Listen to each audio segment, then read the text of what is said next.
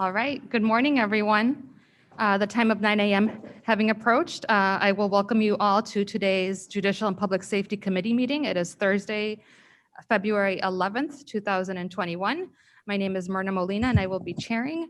I will ask for a roll call, please. Brown, Brown here. Gums, Gums here. Leonard, Leonard here. Sanchez, Here. Shepro, Shepro here.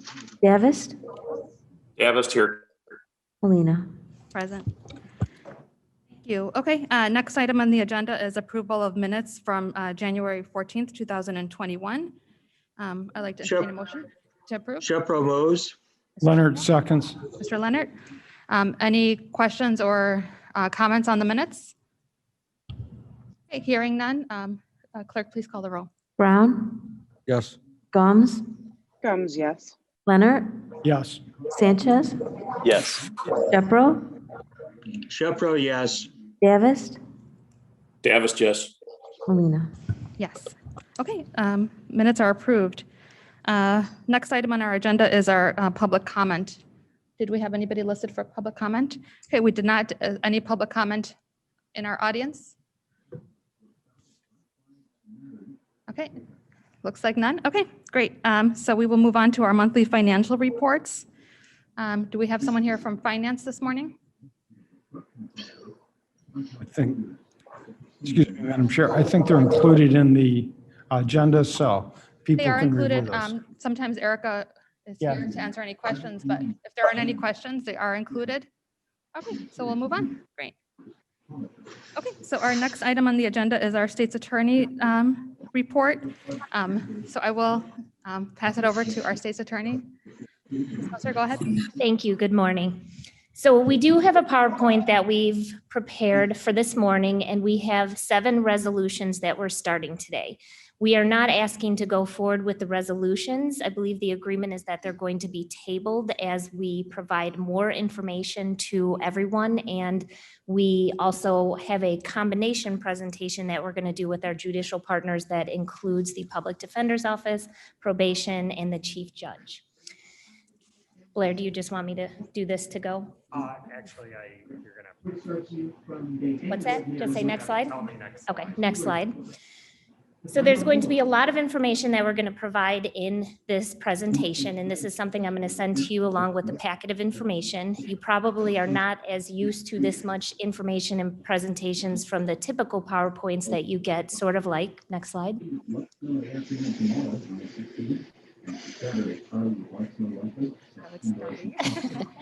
This is, Sheriff Hayne was taunting me via email last night, so there'll be a couple of these. Next slide, please.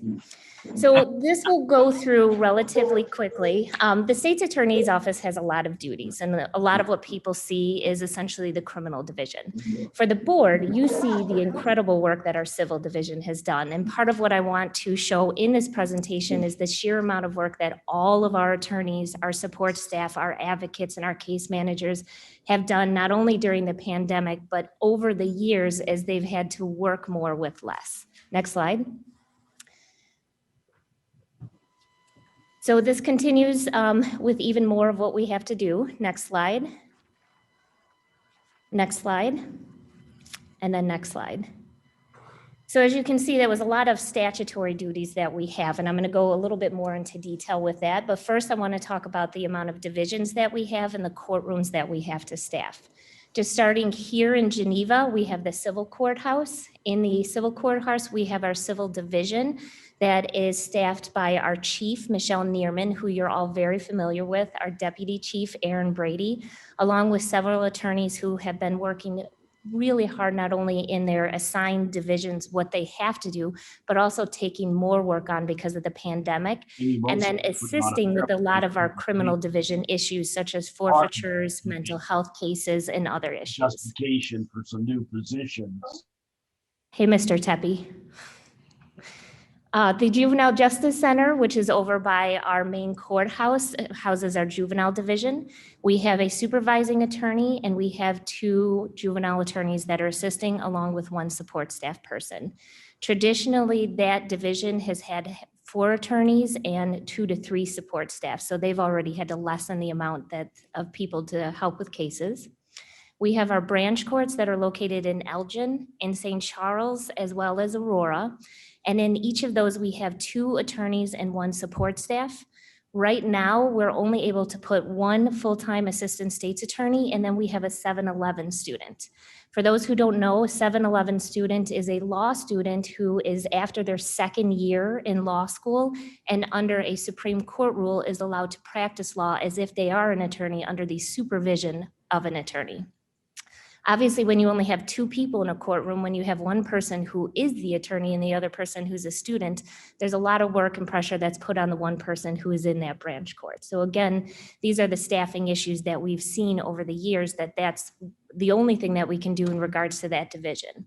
We were able to create a position of a supervisor over the branch court who actually goes each week to a different branch court to try to provide some very intense supervision, to talk about cases, to provide trial skills, and to help out whenever possible.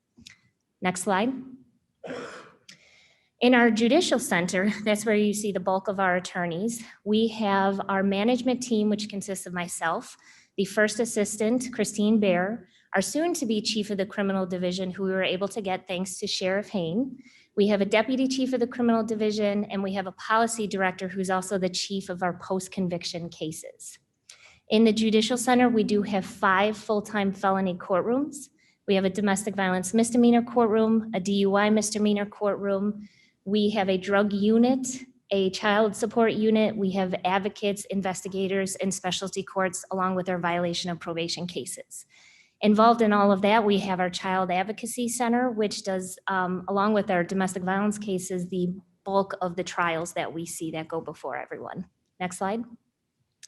So the reason we're beginning this request now is because there are crimes that have been increasing, and we're going to talk about that statistically, and you should all get our 2020 annual report. The one thing to know about the 2020 annual report is you'll see that the majority of the crimes actually decreased, but that is directly due to the pandemic, people staying indoors, police officers having to focus on maintaining the safety that we have during that time period. There are a lot of studies that I believe that are going to come out that are going to show that crime actually was going up. It was just the difference of how we were able to respond to it at that time. In addition to that, the workload has just been increasing as technology has gotten better. When I was an assistant state's attorney, we had a lot of work already on the squad videos. Now we have body cameras, surveillance videos, cell phone footage, and we also have jail recordings. So that's telephone recordings, that's text messages that can be sent, and emails that can be sent along with the visits that sometimes happen in the jail. So the workload for these assistant state's attorneys has increased immeasurably just in terms of what they have to look at for their cases. It's not just reviewing a police report and a 911 recording any longer. Frankly, we also need to change the way we look at prosecuting cases. There's a significant amount of people who come into our system because of mental health issues, addiction issues, lack of resources, and frankly, sometimes just making really dumb decisions. We need to make sure to look at those people for diversion, for deferred prosecution, for help, instead of necessarily putting them through the criminal justice system. And that takes a lot of training. That takes a lot of ability to look at a case and be able to review it in a different way.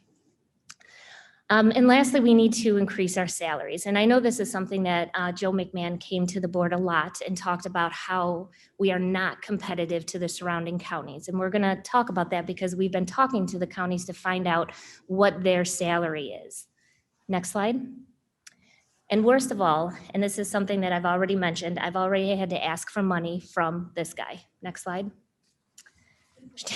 Sheriff Hayne was kind enough actually to take a portion of his budget to give us money for our chief of the criminal division. Next slide. So the resolutions that we are going to be presenting over this next month include increasing salaries, increasing the staffing that we have our domestic violence and our abuse and neglect courtrooms, creating a mental health unit, creating a felony review unit, increasing the staffing in our narcotics unit, creating a prosecution integrity unit, and creating some community-based programs. Next slide. So for the first resolution in regards to salary, what I did is I looked at our surrounding counties. And again, we have the documentation that we're going to be providing to everyone. The closest ones that you have in looking at our size population is Lake County and Will County. Our population in 2019 was put down at 532,000. From what everyone is saying, the census is going to show that it's significantly more, closer to 600,000. Next slide. If you then compare our salaries to Lake and Will County, which by far and away has, again, the closest population to us, taking a look just at the first assistant salary, what we're able to pay our first assistant, Christine Bear, is $125,000. In Lake and Will County, that's $160,000 or $159,000. Our first assistant has almost 24 years of experience in our office. She has tried hundreds of felony cases, including homicide cases. She actually took a trafficking statute that was created and prosecuted it in a way that no one thought we could. It really focused on people who were abusing women and forcing them to prostitute themselves. And she took that and took several people to trial that eventually went up to the appellate court and created really great law that protected people. And again, in comparison to two counties that are nearby us, she's way underpaid for what she does.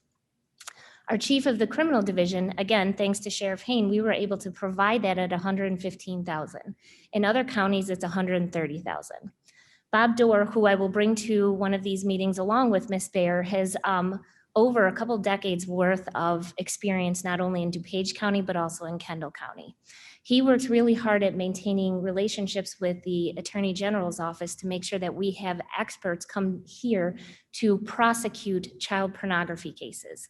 There is a significant amount of technology that you need to understand in order to really prove that this person possessed and disseminated that. With the help of Sheriff Hayne, we're bringing somebody who has that expertise to our office.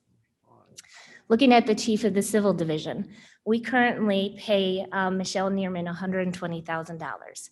I don't know that I need to tell all of you the sheer amount of work that she has dedicated to this county over the years, and frankly, over the last year alone. She has worked 7 days a week, 20 hours a minimum every single day, just to make sure that our county is covered in what she does. Again, in other counties, that's $130,000 that they're paying her, and we're unable to pay her for the sheer skill and the sheer dedication that she brings. We have, for a first-time assistant, we pay $55,000. In other counties, it's $59,000 or $62,000. For those lawyers in the room, you know that it also comes with law school debt. So what we're essentially doing is preventing people really from being able to buy a home, have a family, because they have to pay off the debt just to do the good work here. What I think is probably the most embarrassing right now is that the minimum payment that we have for our support staff is $29,000. And in other counties, it's looking more towards $38,000 or $40,000.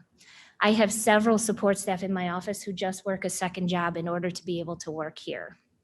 The one thing that I want you to know is that the people who work here do it because they're dedicated to this mission. But it doesn't mean that we can continue to underpay them in the way that we have. And frankly, we lose people. I know Ms. Conant would echo me in saying that she has the similar issues that she has in terms of her own office and trying to maintain staff and support staff at the rate in which we pay. Next slide.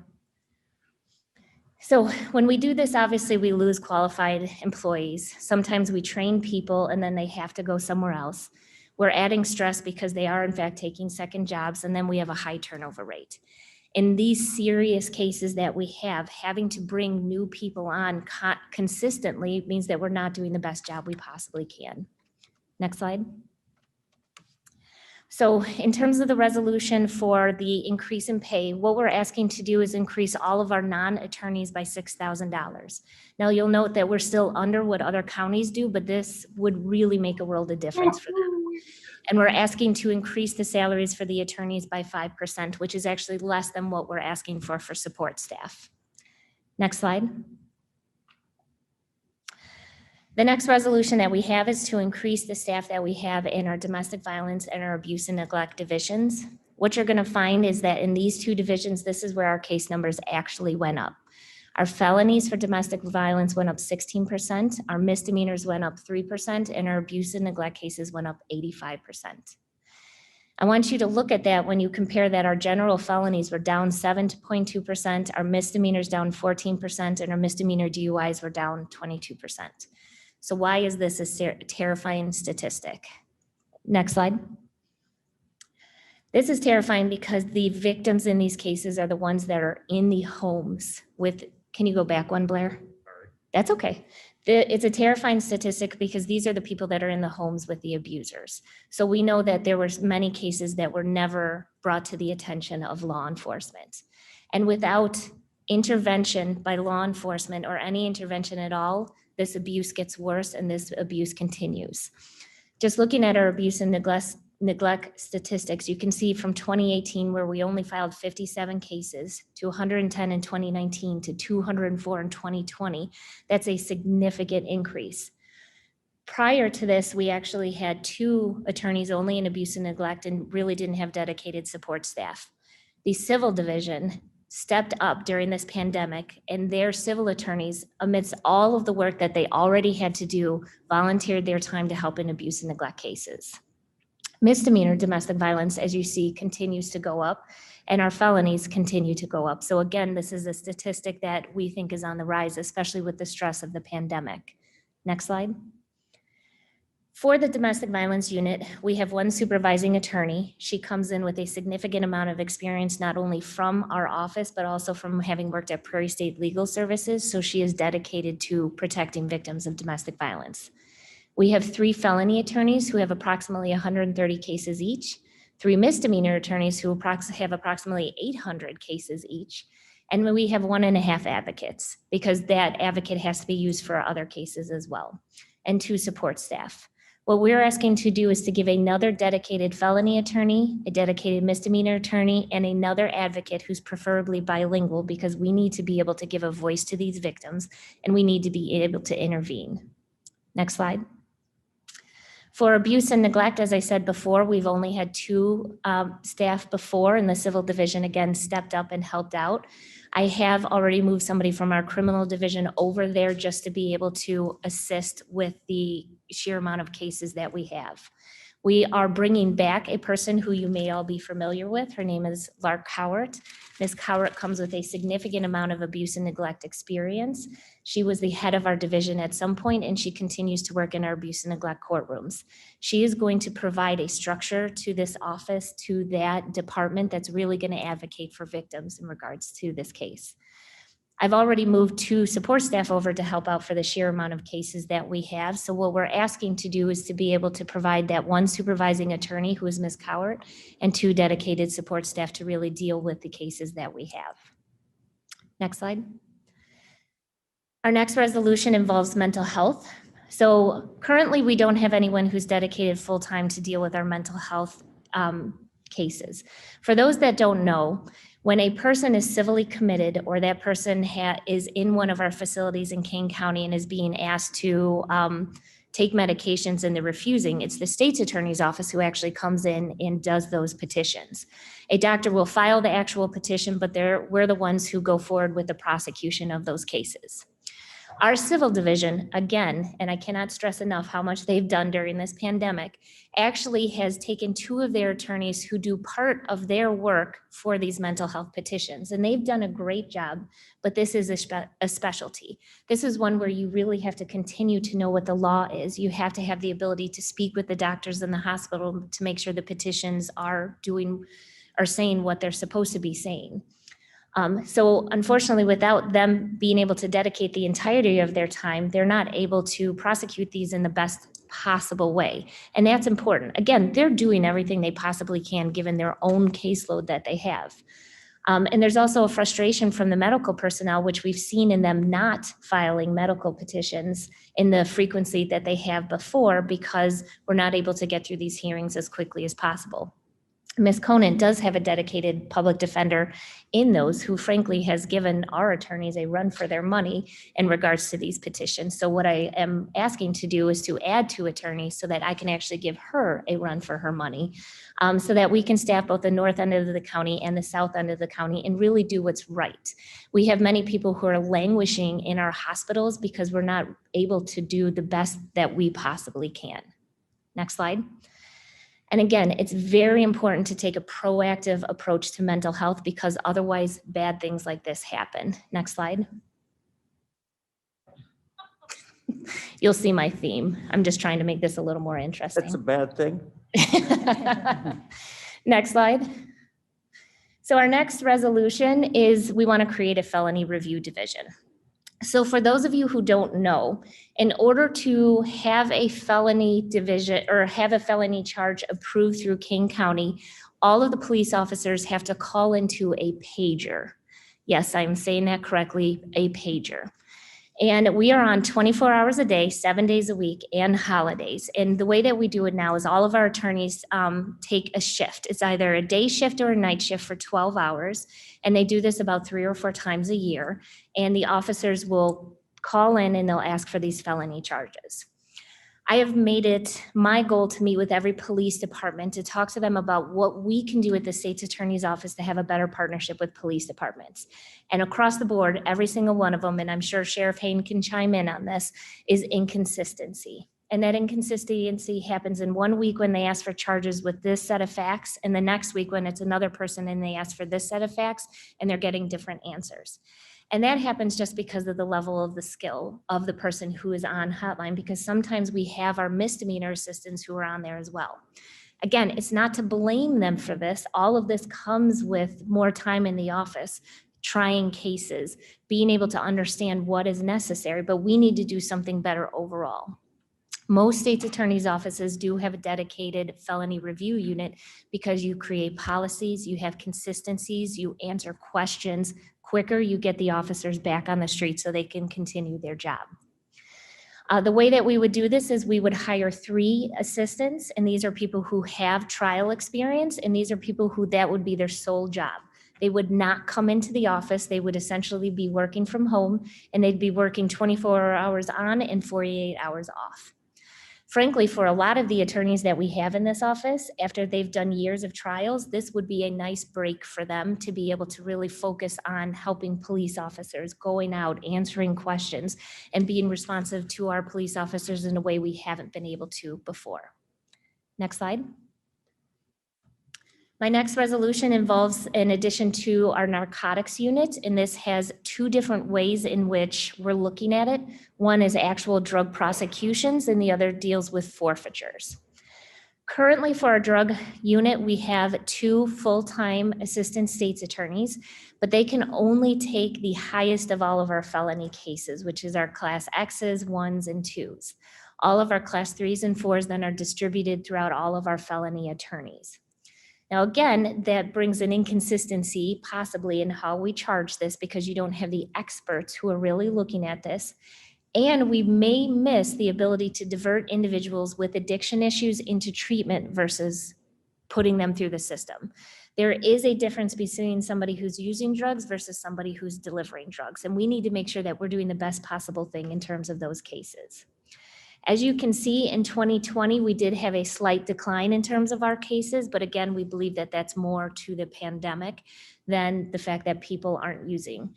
You're going to see in our end of the year report that we've seen a rise in cases, or we have seen a change in our cases. There's still the use of cocaine, but now methamphetamines are really rising in terms of what we're seeing. Our heroin cases, our deaths from overdoses, these continue to increase. So our proposal is to add 1 attorney to assist in the drug cases along with 1 dedicated support staff person. Next slide. What goes hand in hand with narcotics cases also includes forfeitures. Again, our civil division, and I'm going to continue this theme, they stepped up and helped out with our forfeitures in terms of the money that was seized, the drugs that were seized, along with cars or other property that was used in the commission of crimes. So currently we have 1 civil attorney who's dedicated part-time to doing forfeitures along with his own duties that he's already been doing. And in 2020, he was able to obtain the forfeiture of $427,000 in seized assets. And that is used in continued drug prosecutions, not only for the police departments, but also for the state's attorney's office. What we're asking is to have 1 person who just deals with that work alone, because that is a full-time job. that we could continue to be able to take the money and the property that is being used to commit a crime. Next slide. The next resolution is to create a prosecution integrity unit. Now, again, this is something that is increasing in most prosecutors' offices because this is considered what a best practice.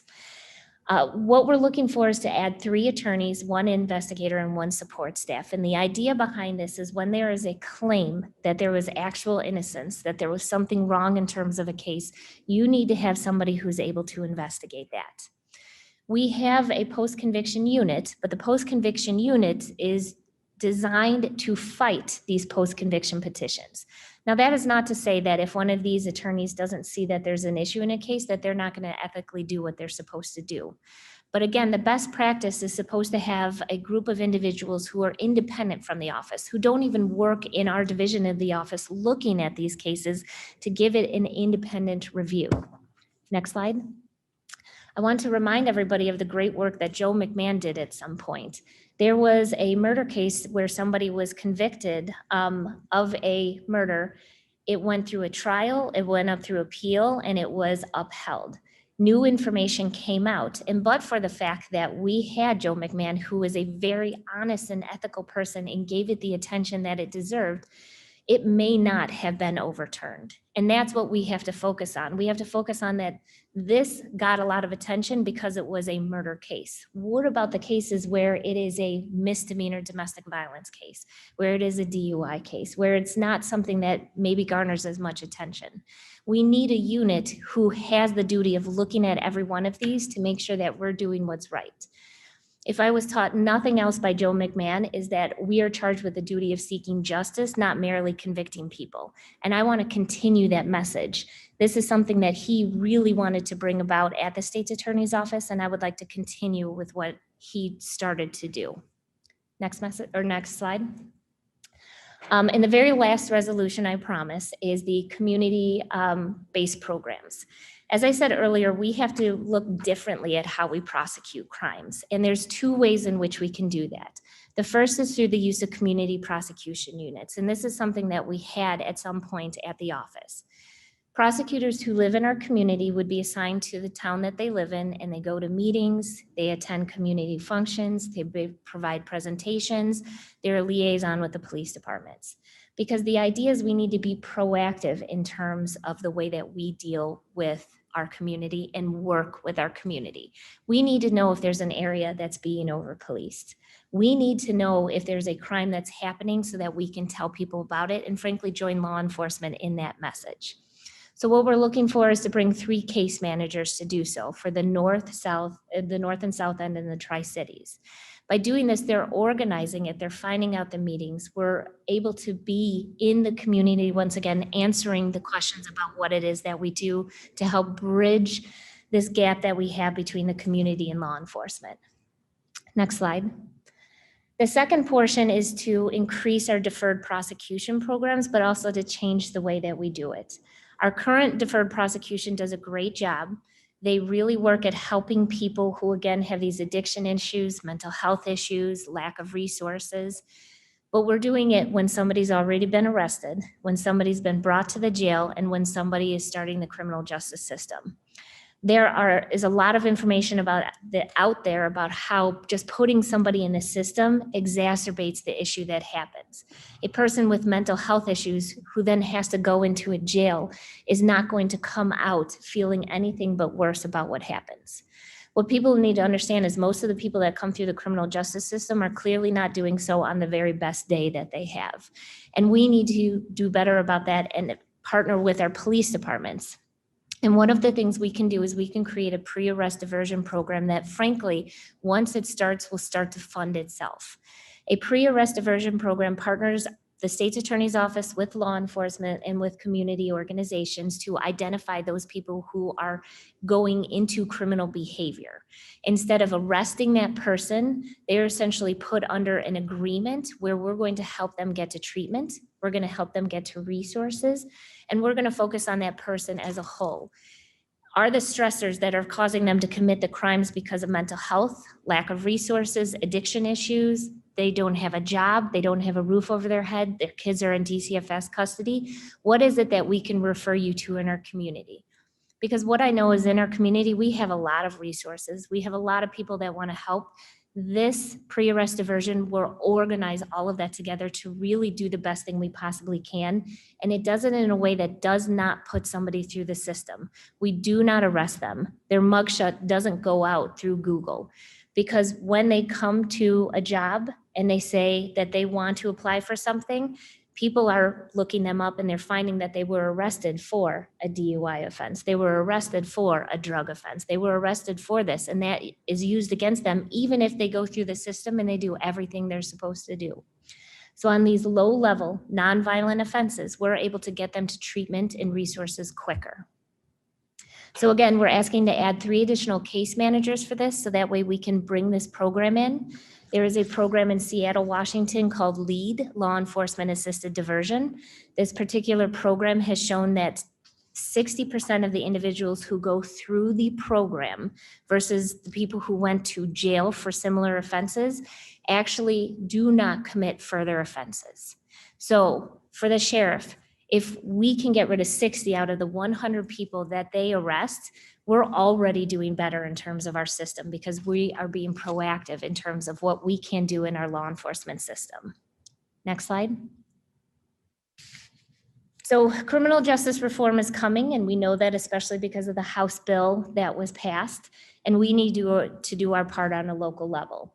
We have to change the way that we look at this, and we cannot have the same focus of mass incarceration. Jail and prison should be full of the violent individuals who are unable to be rehabilitated. I don't think that there's anybody in this room who disagrees with that. We need to decriminalize how we react to mental health and drug addiction issues. And we also have to start focusing on this theory of ACEs. ACEs are adverse childhood experiences. And what this happens is when you're younger and you go through trauma such as abuse, seeing abuse, you see a parent go to jail or go to prison, people go through divorces, there's drug abuse or alcohol abuse in their home, that has long-term effects in terms of how they react. Not everybody who has this ACEs goes through the criminal justice system, but I can guarantee you, and I can tell you through Ms. Conant that she's probably talked to the majority of her clients who have had some sort of trauma that's happened. We need to be better at realizing that in our system and assisting with that to get people to stop coming back to the criminal justice system. Next slide. This proactive approach will help to prevent crime because we're, again, getting out into the community and doing the best thing we possibly can. It's going to reduce the cost of incarceration because the less people we put through the jail system, the less we're going to have to pay as a community for that. We're going to make sure that people get treatment quicker. We're going to make sure that we are reducing, by getting people to treatment, we're going to see less people who are attempting suicide and less drug overdoses because, again, we're getting them into treatment quicker. We're going to be able to identify when there's disproportionate treatment of people who are of color, and we are going to help bridge that community mistrust. Next slide.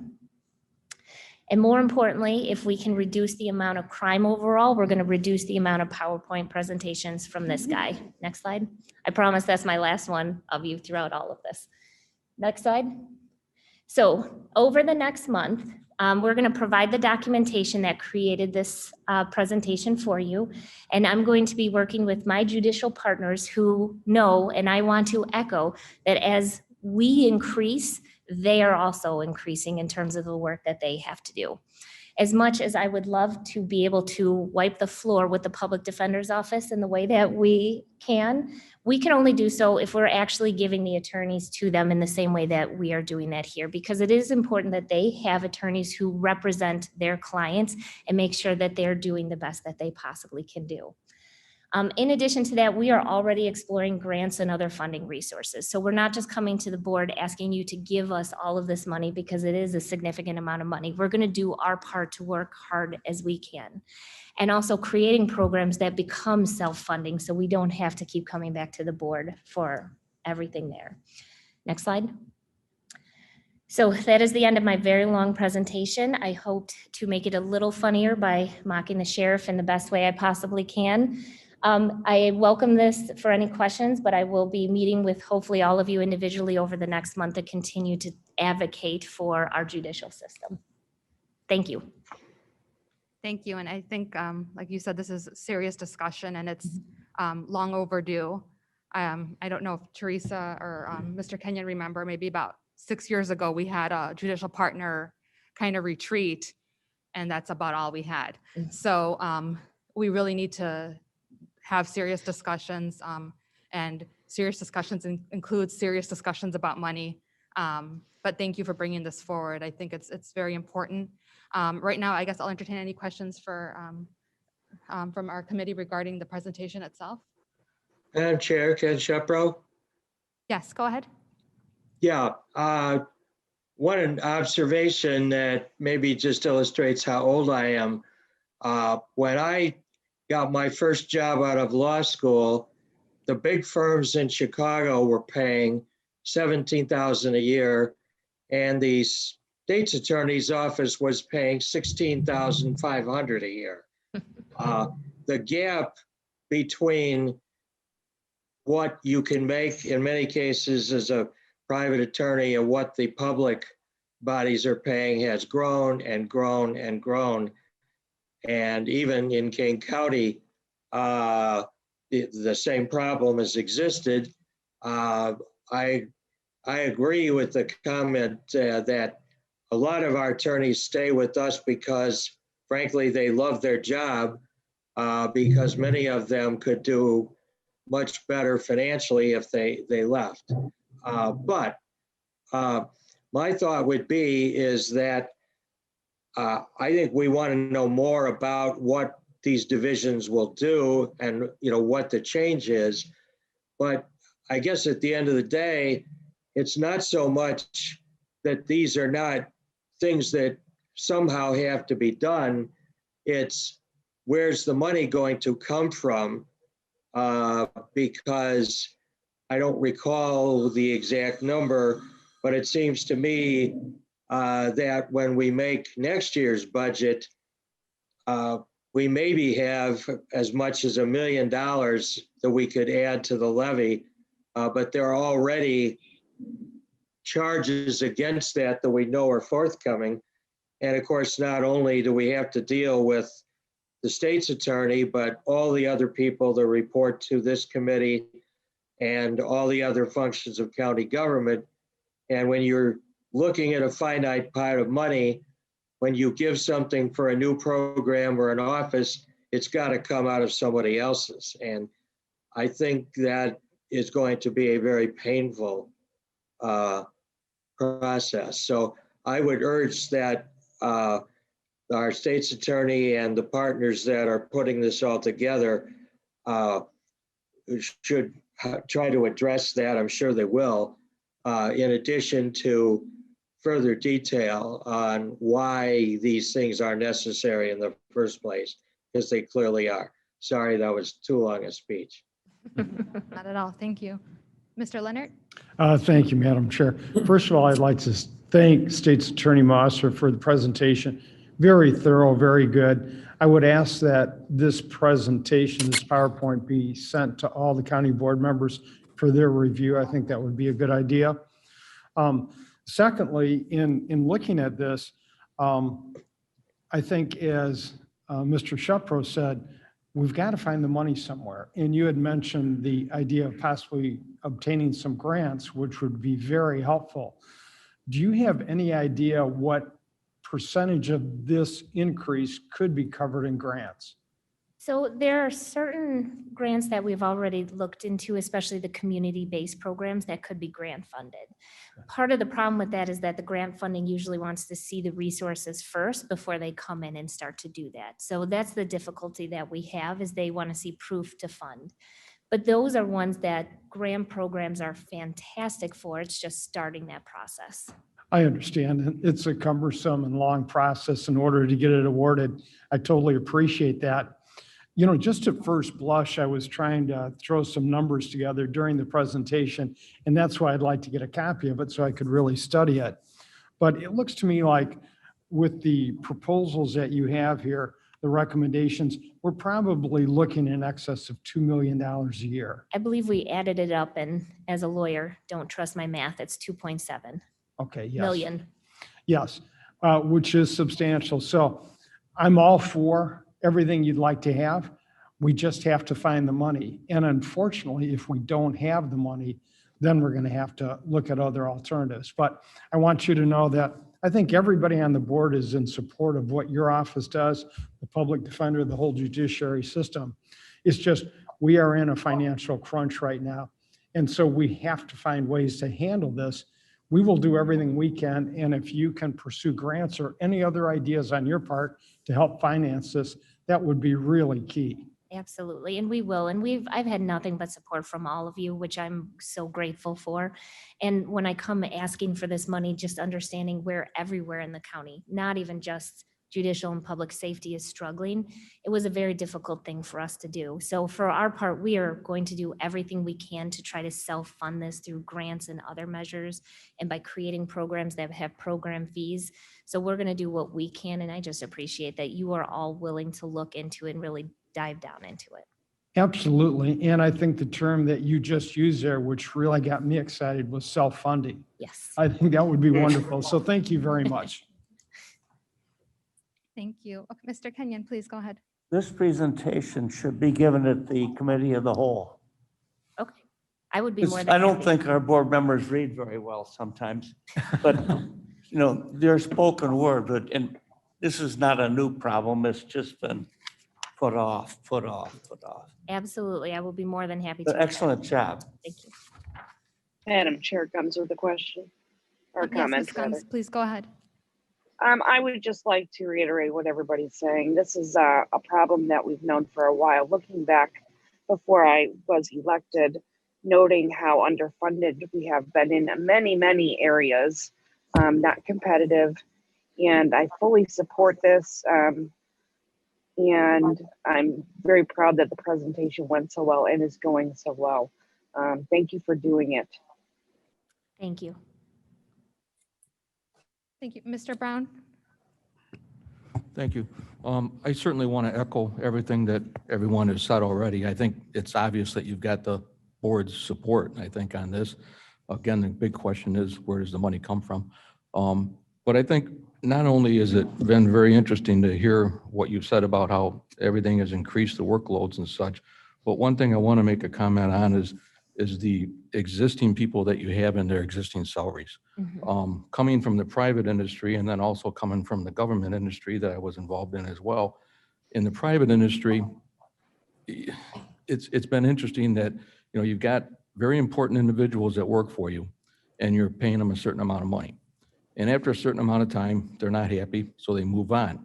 So what you find out then is in order to find somebody to replace that individual with the same caliber, you're going to have to pay them more, and then you're going to have to break them in and train them. So there's a cost, obviously, to that.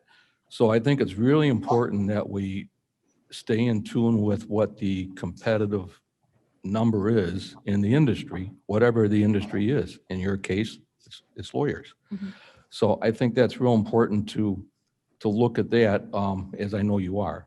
And I look forward to having these conversations with you, and hopefully we can see how much self-funding you can get. Thank you, Mr. Brown. Right. Thank you, everybody. Davist with a comment. Mr. Davist, please go ahead.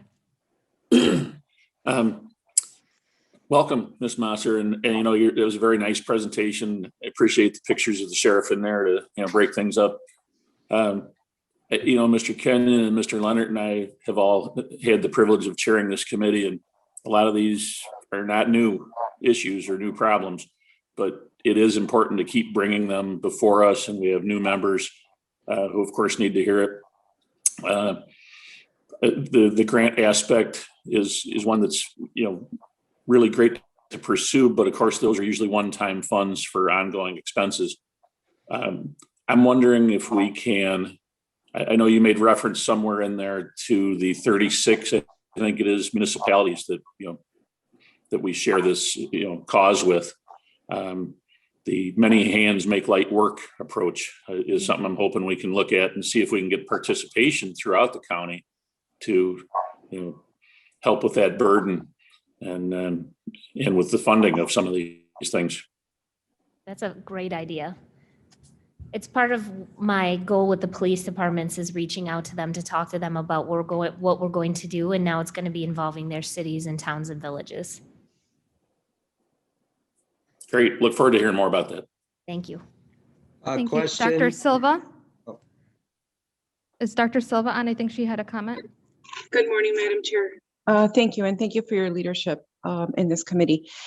Yes, thank you, State's Attorney Mosser. I think that I feel very good about your mentioning ACEs. We've talked about that quite a bit in public health, and I just, would like to point out the obvious of how important it is to have a collaborative effort or to continue to grow that effort, because mass incarceration and all the issues that are affecting, that have been affecting every community, but mainly the Black American community, is an issue of public health. It is an issue of safety, and it is an issue of survival. So I really appreciate your looking into that a little bit more. I, for one, would be very interested in seeing if we could form a separate committee that bridges the two issues, the two committees, and also how we can continue to explore things also at the grassroots level, as in things that matter for the individuals that are actually involved in these circumstances: public transportation, access to childcare, healthcare, all those things. Are we making it easy for our folks to get to their resources, to the community resources that we're providing? All those sorts of things that really need to be talked about so that we can make it easier for everyone to partake in the services. Thank you. Thank you. That is a fantastic comment to make, because I don't think that we can truly be effective if we're not working with everyone together and making it accessible. I have to thank Judge Hall, because he and technology have made court actually much more accessible for people in a way that we weren't doing before by allowing people to zoom in. And so that's kind of the forward momentum that I want to continue with. Thank you. And I think today marks a very important day in King County history where we need to start looking at all our problems and discussing them. And Ms. Mosser is the beginning of it, but it's not the end. And we need to understand that there, whatever happens in one is a domino effect, and it happens to all our judicial partners. And all of this is going to come at a cost.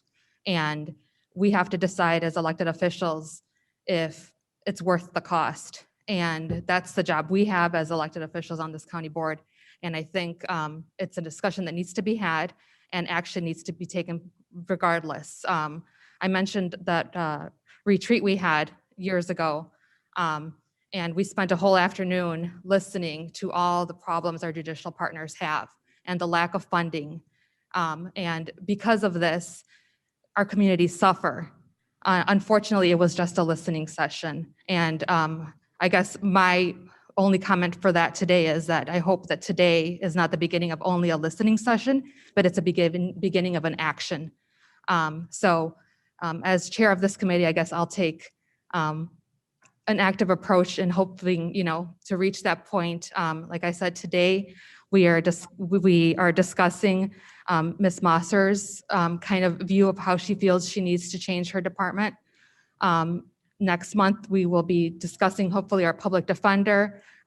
Chief Hull will be coming. And I guess I would open it up to our judicial partners if we feel that we need to have some type of special meeting, special retreat to discuss and take action on how we can fund these. I'd be open to that.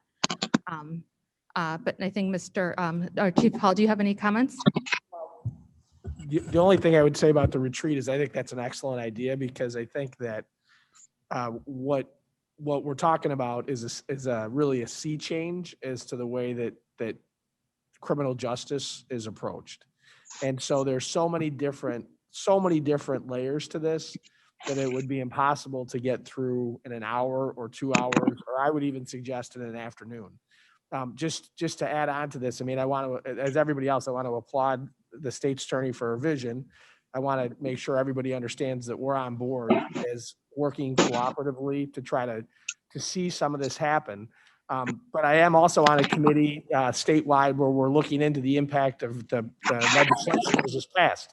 One of the things that I've been tasked with on the committee of chief judges is to come back to talk to, because one of the things that is going to be done away with is cash bail. Cash bail is considered, I believe, in this county a revenue, because the county, we get 10% of whatever's posted. And so that is a substantial amount of money that has always been used to be put back into the criminal justice, into the county budget, that is now no longer going to be there. Now, I don't say that's a bad thing, but when statewide, when we're looking at the impact of this justice reform, there are certain things that have been counted as revenue that are no longer going to be there. And on a statewide, one of the conversations from the Conference of the Chief Judges and the State Attorneys Association is, and Sheriff Hayne talked about it as well, there's certain mandates that are in that legislation that are going to cost us money. And the question is that the bill does not give us money for those. So again, it goes to additional costs without any way to balance that out. So that was a long way to go back to, I'll talk a little bit more in my report about some other things, but one, to say we applaud the way that this is being looked at. We're supportive, but there's a lot of different layers that need to be discussed. And so your idea is to either a separate committee, but I would be highly supportive of that. And I would recommend that it be done on whether it's bi-weekly, but with the support of the county board, it just needs to be torn apart and looked at and try to prioritize where we're at. Thank you. And I guess with the support of the committee, I'd like to reach out to our county board chair and the chair of public health, because I think Dr. Silva's point is very well taken, to kind of look at a more holistic approach to the services we provide. All right, so I guess we will now move on to our Sheriff Hayne. Thank you for your cameos in the previous presentation. Yeah, Ms. Moster's playing a very dangerous game, knowing that I come after her on the agenda every time. So I could have free reign without her response. Blair, can you flip to my PowerPoint? I'm just gonna, for the sake of everyone's time, I'm going to just do a quick overview of our annual report. I hope everybody got that. If you did not, please go to canesheriff.com and it's right on the front page there. I'm just going to highlight this one here to springboard off of what Ms. Moster was saying. And I believe that one of the biggest answers to this issue of how do we fund it is we got to tear down the silos. And she pointed to one of the answers in her PowerPoint, that the sheriff's office transferred $115,000 to her office to hire this employee. Look, you have to be in public safety and pretty much any of our governmental committees, you have to be agile. And there are many things that we used to have to fund at the sheriff's office in various divisions that I don't really need to fund that much of anymore. And I need to be transparent with everybody in this room and say, look, did I get awarded this money for our budget going into the year? Yes. Are we most likely going to need it? No. And I can forecast and I can trim and I can offer to state's attorney, public defender, judiciary. If we all start sharing like that on a regular basis, I think we'll be much better off in the short run. So I say again to the state's attorney, for some of those positions, let's continue the conversations on how we sustain that going forward. Blair, can you fast forward all the way down to the last slide on here? I just want to touch on vaccines. So the sheriff's office 2 weeks ago, we began holding clinics for countywide law enforcement. And this is deputy staff who are also certified paramedics and EMTs that are giving the shots and then monitoring people immediately afterwards. So we felt very comfortable after our 2 pilot clinics. We opened up some additional vaccines to a couple of judges, state's attorneys. Did we serve anybody from the public defender that day, Monday? I think we just had state's attorneys and judges in. We were limited on doses because of this week's educators clinic at the fairgrounds. However, we've been assured that we'll have 100 doses for next week. So look for a quick schedule to come out to the courts. So that's court services, of course, Lisa, and judges to public defender and state's attorney.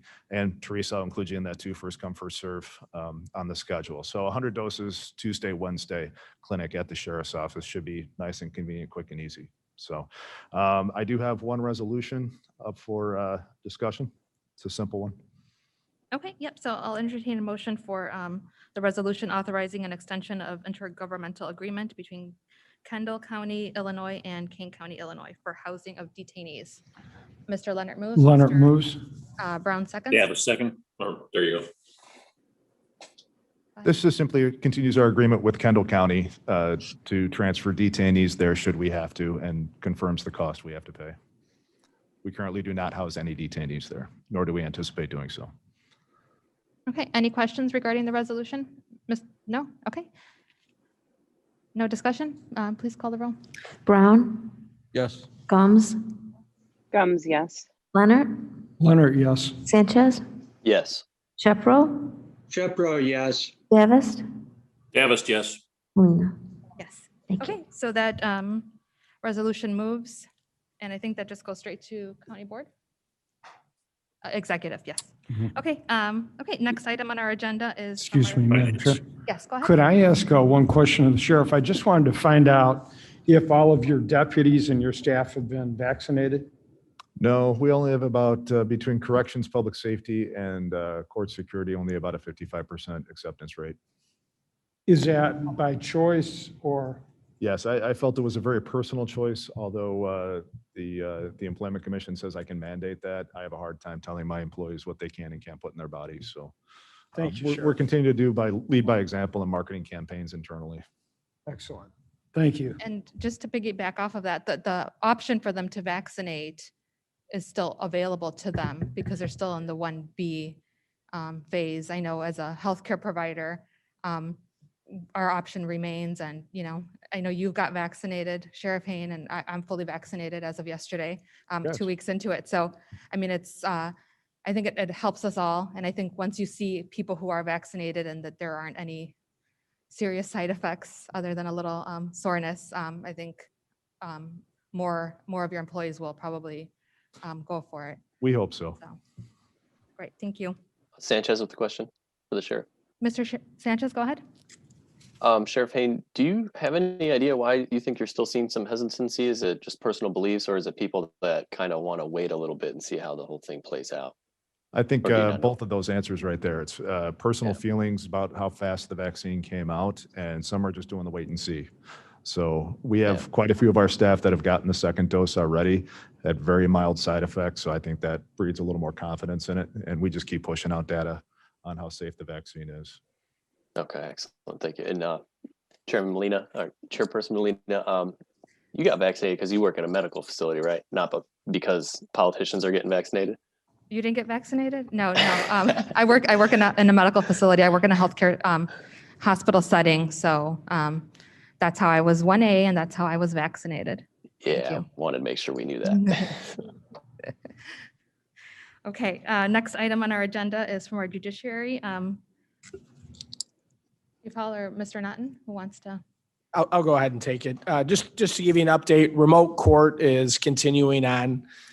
We've been trying to make decisions on about a month-to-month basis. And so I just had conversations with our circuit clerk, state's attorney, public defender to talk about what the end of, what March 1st will bring.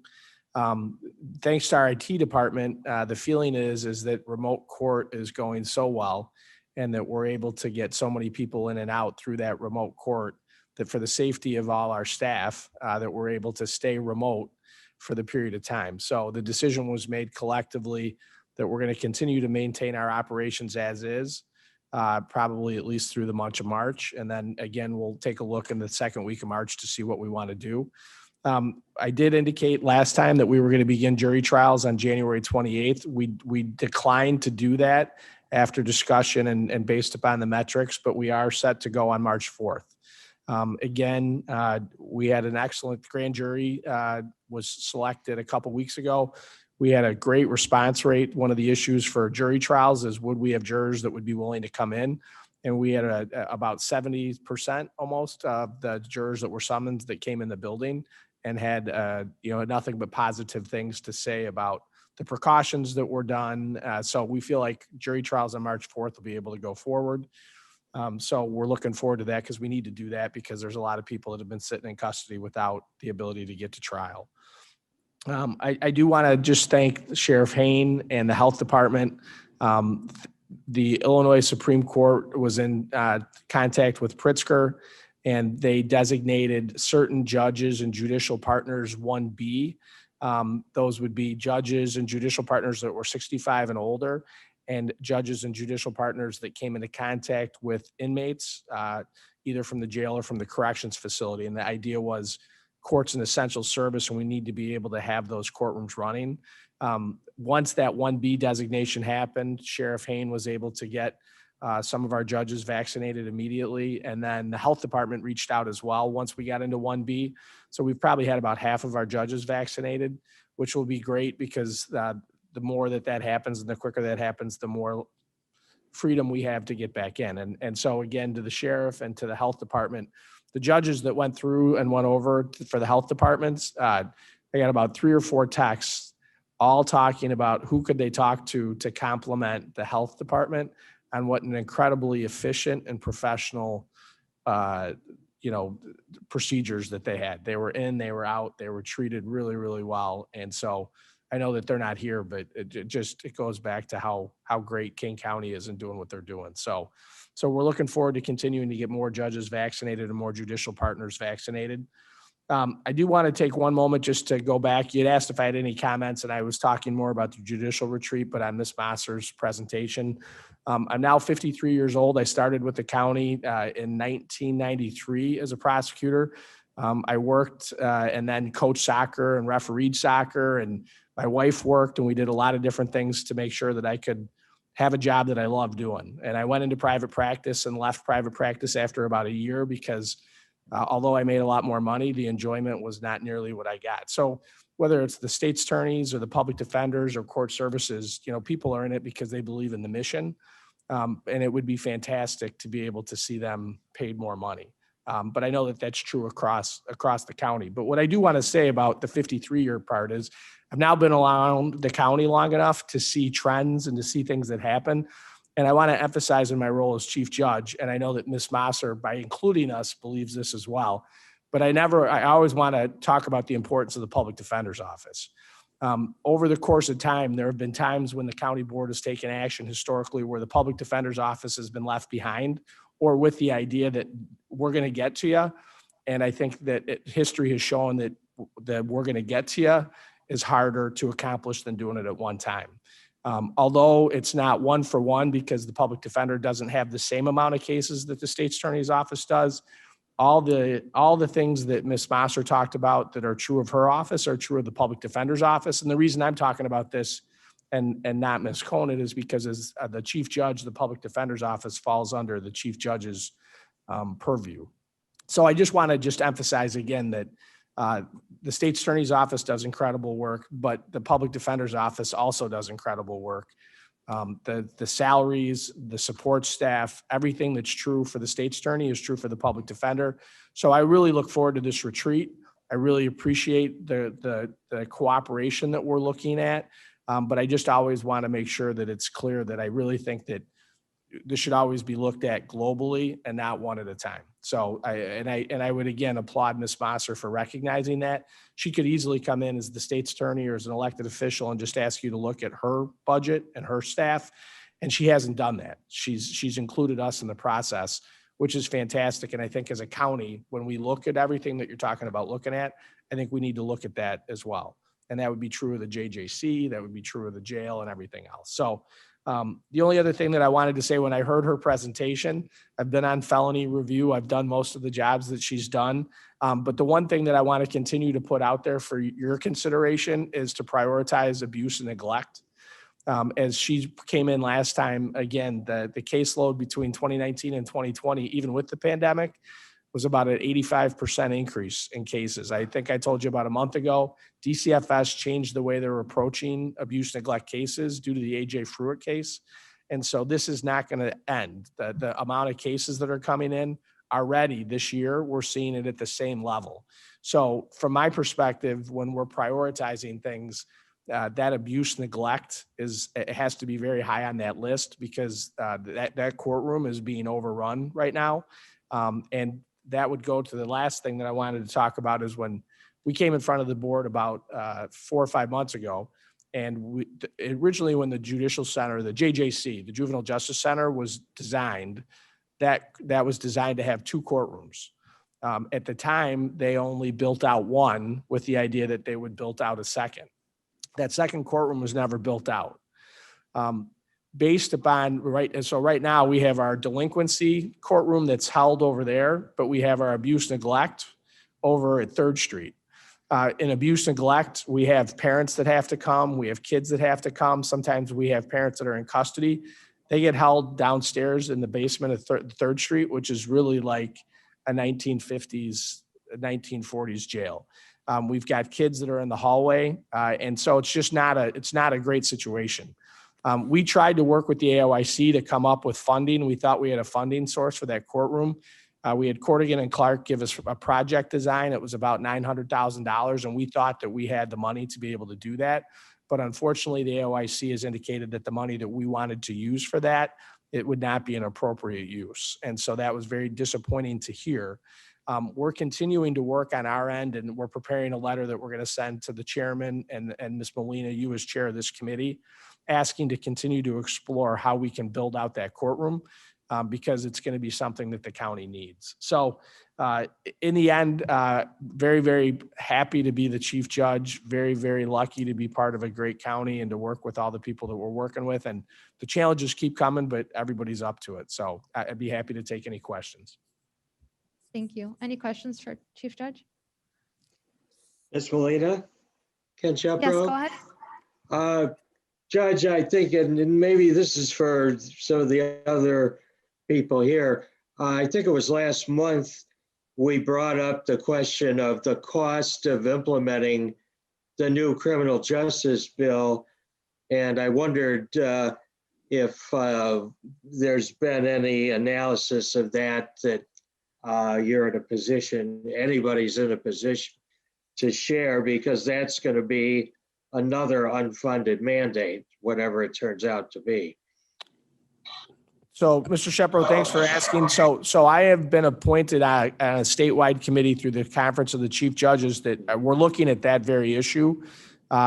Judge Stuckert from the 23rd Circuit in DeKalb is the chair of that committee. And so right now they are scheduling different organizations to come in to talk about the cost of that, to try to put that together and then to send that down to Springfield so that Springfield could consider a possible cleanup bill. So one of the areas that we're talking about is, what does this mean for loss of revenue from the circuit clerk side and from the county standpoint? Another is the potential cost to law enforcement for the body cameras.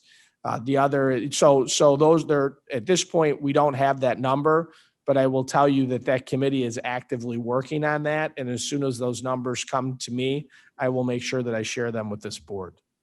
Thank you. Thank you. Any further questions? Okay, so seeing none, we'll move on. We have our Court Services Administration, Mrs. Ost. Good morning. Good morning. Thank you. Is that on? Yes. I was not aware that State's Attorney Mosser was going to do an excellent presentation. I also have an excellent presentation. We're going to echo a lot of the themes that she covered. So a lot of the material that I'm going to cover, a lot of this board have seen before. So I'll scooch over some things and I'll cover some other things. And then I have some resolutions at the end. And in fact, Chairman Molina, I include a slide from that 2017 offsite all-day listening session that we had. So lots of echoes going on this morning. So again, my name is Lisa Ost. I'm over the whole Court Services Division. Next slide, Blair. Court Services is a very big organization. So I wanted to just do today a very high level overview of the kinds of work that we do. So we are probation, which is adult and juvenile and pretrial, the detention facility, and the diagnostic center. Over the course of the next few months, we're going to dive into each topic or each area in more depth, but today's strictly high level. The next slide. Okay. So I look at the budget as a planning document. You can see what our priorities are from looking at how we budget. And the majority of our budget, almost 90%, is people. That is a reflection of the fact that people is what we do. We work with defendants all day long, but it's also a reflection of all of the cuts that we've suffered over the past however many years. I've done my best to cut commodities rather than staff. And so you can see our commodities portion is only 2% of the budget. And the majority of the commodities that we do purchase go towards the juvenile detention facility. It's clothes for the kids who are being held, it's food, it's things like that. Can you go to the next slide? So this is the expenditures of the department. Again, this is our priority. So you can see by far and away, the largest chunk of what we spend money on is the juvenile detention facility. We have statutory mandates, you know, the kids have to have a minimum number of calories a day, things like that. We have to provide schooling, minimally 300 minutes a day, so on and so forth. And it also consumes a lot of staff. And so that is the area that we spend a lot of time on. But almost an equal area, it would be when you combine juvenile and adult probation with pretrial. That is where we spend the bulk of our time and the bulk of our work. After that is the Diagnostic Center, and some months down the road, or actually next month, Dr. Hayne will give a presentation on the Diagnostic Center. They do very interesting work there. They do the fitness to stand trial evaluations, sanity evaluations, all kinds of evaluations, and she's going to talk about that a lot next month. And then you can see our specialty courts as well come out of the court services budget. Next slide. So, court services is a little bit different than a lot of the other departments that you deal with. So earlier, you guys were talking with State's Attorney Mosser about potentially getting grants and whatnot. It's important to remember that in court services, 90% of our budget is people. And it's very hard to get grants that just fund people. There's not a lot of our budget that just funds commodities. There's no more capital. And then we use a lot of contractual employees. So that blue sliver, it's kind of hard to see because of the lighting. It's a very large piece of that pie of funding. That is what Kane County General Fund funds for court services. Those are taxpayer dollars. That orange slice with the big blue arrow coming out, that is money that is salary reimbursement from the Administrative Office of Illinois Courts, the AOIC. AOIC is the bureaucratic arm of the Illinois Supreme Court. So court services is under the jurisdiction of the judiciary. So that money and that orange slice comes back to Kane County after you've done the expenditures toward the salaries of the employees. That blue arrow is pointing towards how many employees the AOIC reimburses. So I'm about to go over grants and aid and all that, but you can see from an AOIC perspective, they've got a lot of skin in the game as far as providing services towards Kane County. So next slide. So the way that the AOIC gives money back to the county, I like to call it cost sharing. And from the AOIC perspective, that is how they view this. They are in the game with Kane County to provide these services to the county. So that grants and aid, that first guy, the AOIC provides or reimburses Kane County for 100% of the salary that you pay for those employees. Kane County pays for only the benefits. For the salary subsidy employees, AOIC pays $1,000 a month towards that person, and then Kane County picks up the balance. And AOIC over the years has differentiated between those two categories depending on the kinds of programs. So for example, at the JJC, almost all of their employees are grants and aid. So to operate a juvenile detention facility you get a lot of bang for your buck for the county perspective for all of the employees that work there, in other words. Next slide, please. Okay, so since the AOIC provides so much funding, they feel like they should have a lot of say into the programs that we operate. And that's true. So they provide guidance to us for everything from office space, what the square footage should be per office, how we keep our files, how we organize our files, right down to what risk assessment tools we use and how we work with people.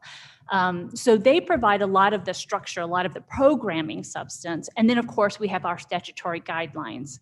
Almost every single thing we do in my department is specifically required by a statute.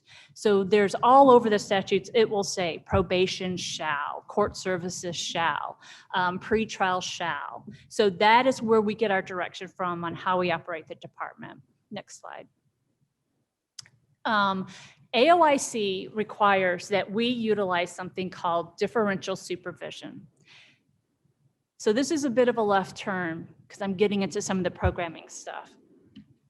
From their perspective, what they think probation should be doing is minimizing reoffending. That makes a lot of sense. We're focused on rehabilitation. And so I'm bringing this up because while we're under the judiciary is really concerned with due process, that people who come into the system who look similarly, who've committed a similar crime should be treated similarly. That's due process. Everyone's entitled to the same equal justice. It's a little bit of a conflict for us under probation, under court services, because our job is to reduce crime. But not everyone looks the same. Not everyone has the same reasons for why they did what they did. And so sometimes we come into conflict within the system, and then that's when we have great communication, we talk about it, and it's healthy, and we work out policy and procedure for why we do what we do. But essentially what the science has said is that if you're a low-risk offender, we should treat you differently than if you're a high-risk offender. And that makes a lot of sense intuitively, right? If you're a high-risk repeat offender, we're gonna send you to jail, we're gonna treat you differently than someone who's a first-time offender or someone who's done something even though they're low risk. Next slide. So a lot of that has come out of studies and science on why people do what they do. So 20, 30 years ago, it used to be that the philosophy was something is better than nothing, that we were going to make everybody do all these programs because something is better than nothing. And what we have learned over the years is that that's not necessarily true. So for example, jail time. It used to be that a lot of people would say, let's just put them in jail, right? Put them in jail and throw away the key. And what we have found is that that doesn't work with all people. For example, if we wanted to solve the problem of addiction, the old thinking was, let's throw you in jail. You could spend a week or two in jail, you'll go through your detox, and then you're not addicted, and we can release you and everything's good. But what we know is that doesn't work because you got to get in people's heads. You have to figure out why were they doing the drugs to begin with and figure that out. And so when it says -7 up there, what that indicates is that if all you do with someone who's committed a crime is put them in jail and you don't do anything else with them, you actually increase crime in your community by 7%. So just jailing people increases recidivism. Again, we used to think, just do something with them. Something is better than nothing. And that's not true. So when you look at inappropriate treatment, let's say we had someone who came in on a DUI. If you make them go to intimate partner abuse, you increase crime by 6% because something is not better than nothing. The something you do has to be directly tied to that person and why they did what they did. Intensive probation, there used to be a call that let's just sit on them. Let's do curfew checks every day. Let's urine test them 4 or 5 times a week. Let's just sit on them and really monitor the heck out of them. And what we have found is that if that's all you're doing to someone, you actually increase crime in the community by 7% because it's not appropriate to what was driving them to what they did in the first place. And unfortunately, when you do all those things together, they compound each other. And so there's a lot of theories, there's a lot of research going on right now that says that spike in crime that we saw in the 80s and 90s, maybe that's because we were doing all of those things and they all compounded together. And we inadvertently, we accidentally, no matter how well-meaning we were, we actually increased crime to some level. And so crime has been falling in many categories, as State's Attorney Mosser said. And a huge piece of that has been a shift in philosophy, not just within the criminal justice system, but all of society. Let's treat you as a whole person. Let's figure out what's driving you to do what you're doing. In my world, in the criminal world, we call those criminogenic needs. Why did you do what you did? And how do we address that underlying cause? So that's the whole point of that line, appropriate treatment. So if you are a domestic batterer We're going to give you an evaluation. We're going to figure out what's driving that. And then we're probably going to send you to treatment that addresses that. Probably something that looks like intimate partner abuse treatment. It makes sense. We're linking your criminogenic needs with how you committed your crime. I've spoken to this board before about sex offenders. There's a lot of research that if you give the right resources to juvenile sex offenders, they won't reoffend as they become adults. They won't. And so that's what that plus 0.3 means. If you give the right intervention to the person for what's driving their criminal activity, you can decrease the odds of recidivating by 30%. And that's profound. And it's also very hopeful because that gives us the opportunity to keep digging and keep moving forward. Next slide. Please. Thank you. So I won't go into this in big detail, but again, it's along the same lines. If you just make somebody run on a track and get physical endurance, you're not doing anything with their head. You're not addressing their criminogenic needs. And so you're not going to decrease the odds that they commit a crime. And in fact, there's some research out there that says if you take someone who's a habitual criminal and you just send them to like a boot camp, you actually increase the odds that they're going to commit crime because they're stronger.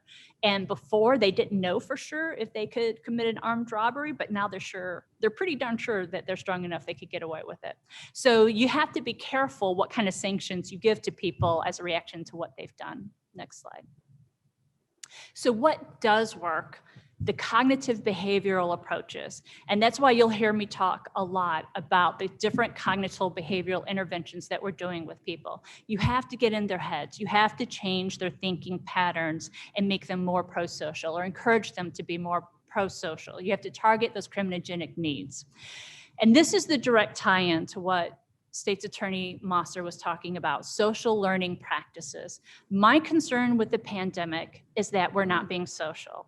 And I get it. We have to weigh social distancing, right? We have to protect our vulnerable citizens. We can't gather socially. But that means that people who have criminogenic needs, people who are predisposed towards violence or towards domestic violence, who have power and control issues, they are no longer having the mitigating effects of pro-social interactions, because that's what social learning is. Our friends and our family help us to control the pieces of our personality that aren't pro-social. We get feedback from our family, from our friends about, you could have handled that better. Or conversely, when we do something really good, when we volunteer, when we make meals that people like, when we help others, we get rewards for that helpful pro-social actions. In this pandemic, we're not getting those rewards for pro-social activity. And we're also not getting the helpful everyday interactions from each other that would mitigate some of our more aberrant behavior either. And so unfortunately, that is the driver that we know for domestic violence as an example. Overwhelmingly, perpetrators of a domestic violence who are adults came from homes that were domestic violence situations when they were children. And that's what we're seeing in abuse and neglect. And so that's my prediction today. I wanted to put it out there for you. 5-10 years down the road, we're going to be coming back talking a lot about we need more DV programs. We need a bigger DV courtroom because these kids who are in this environment now are going to become perpetrators in about a decade. Next slide. This is the slide that we presented way back in 2017. We did do that all-day off-site kind of symposium. The white slides or the white boxes with the blue arrows, this is what it is for one person to go through the criminal system. These are all of the different steps that they go through, everything from committing the crime through arrest and detention, all the way through to the end.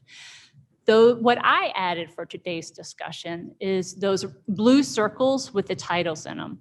That's where each department plays a role within each step that a defendant has to go through to get their case heard.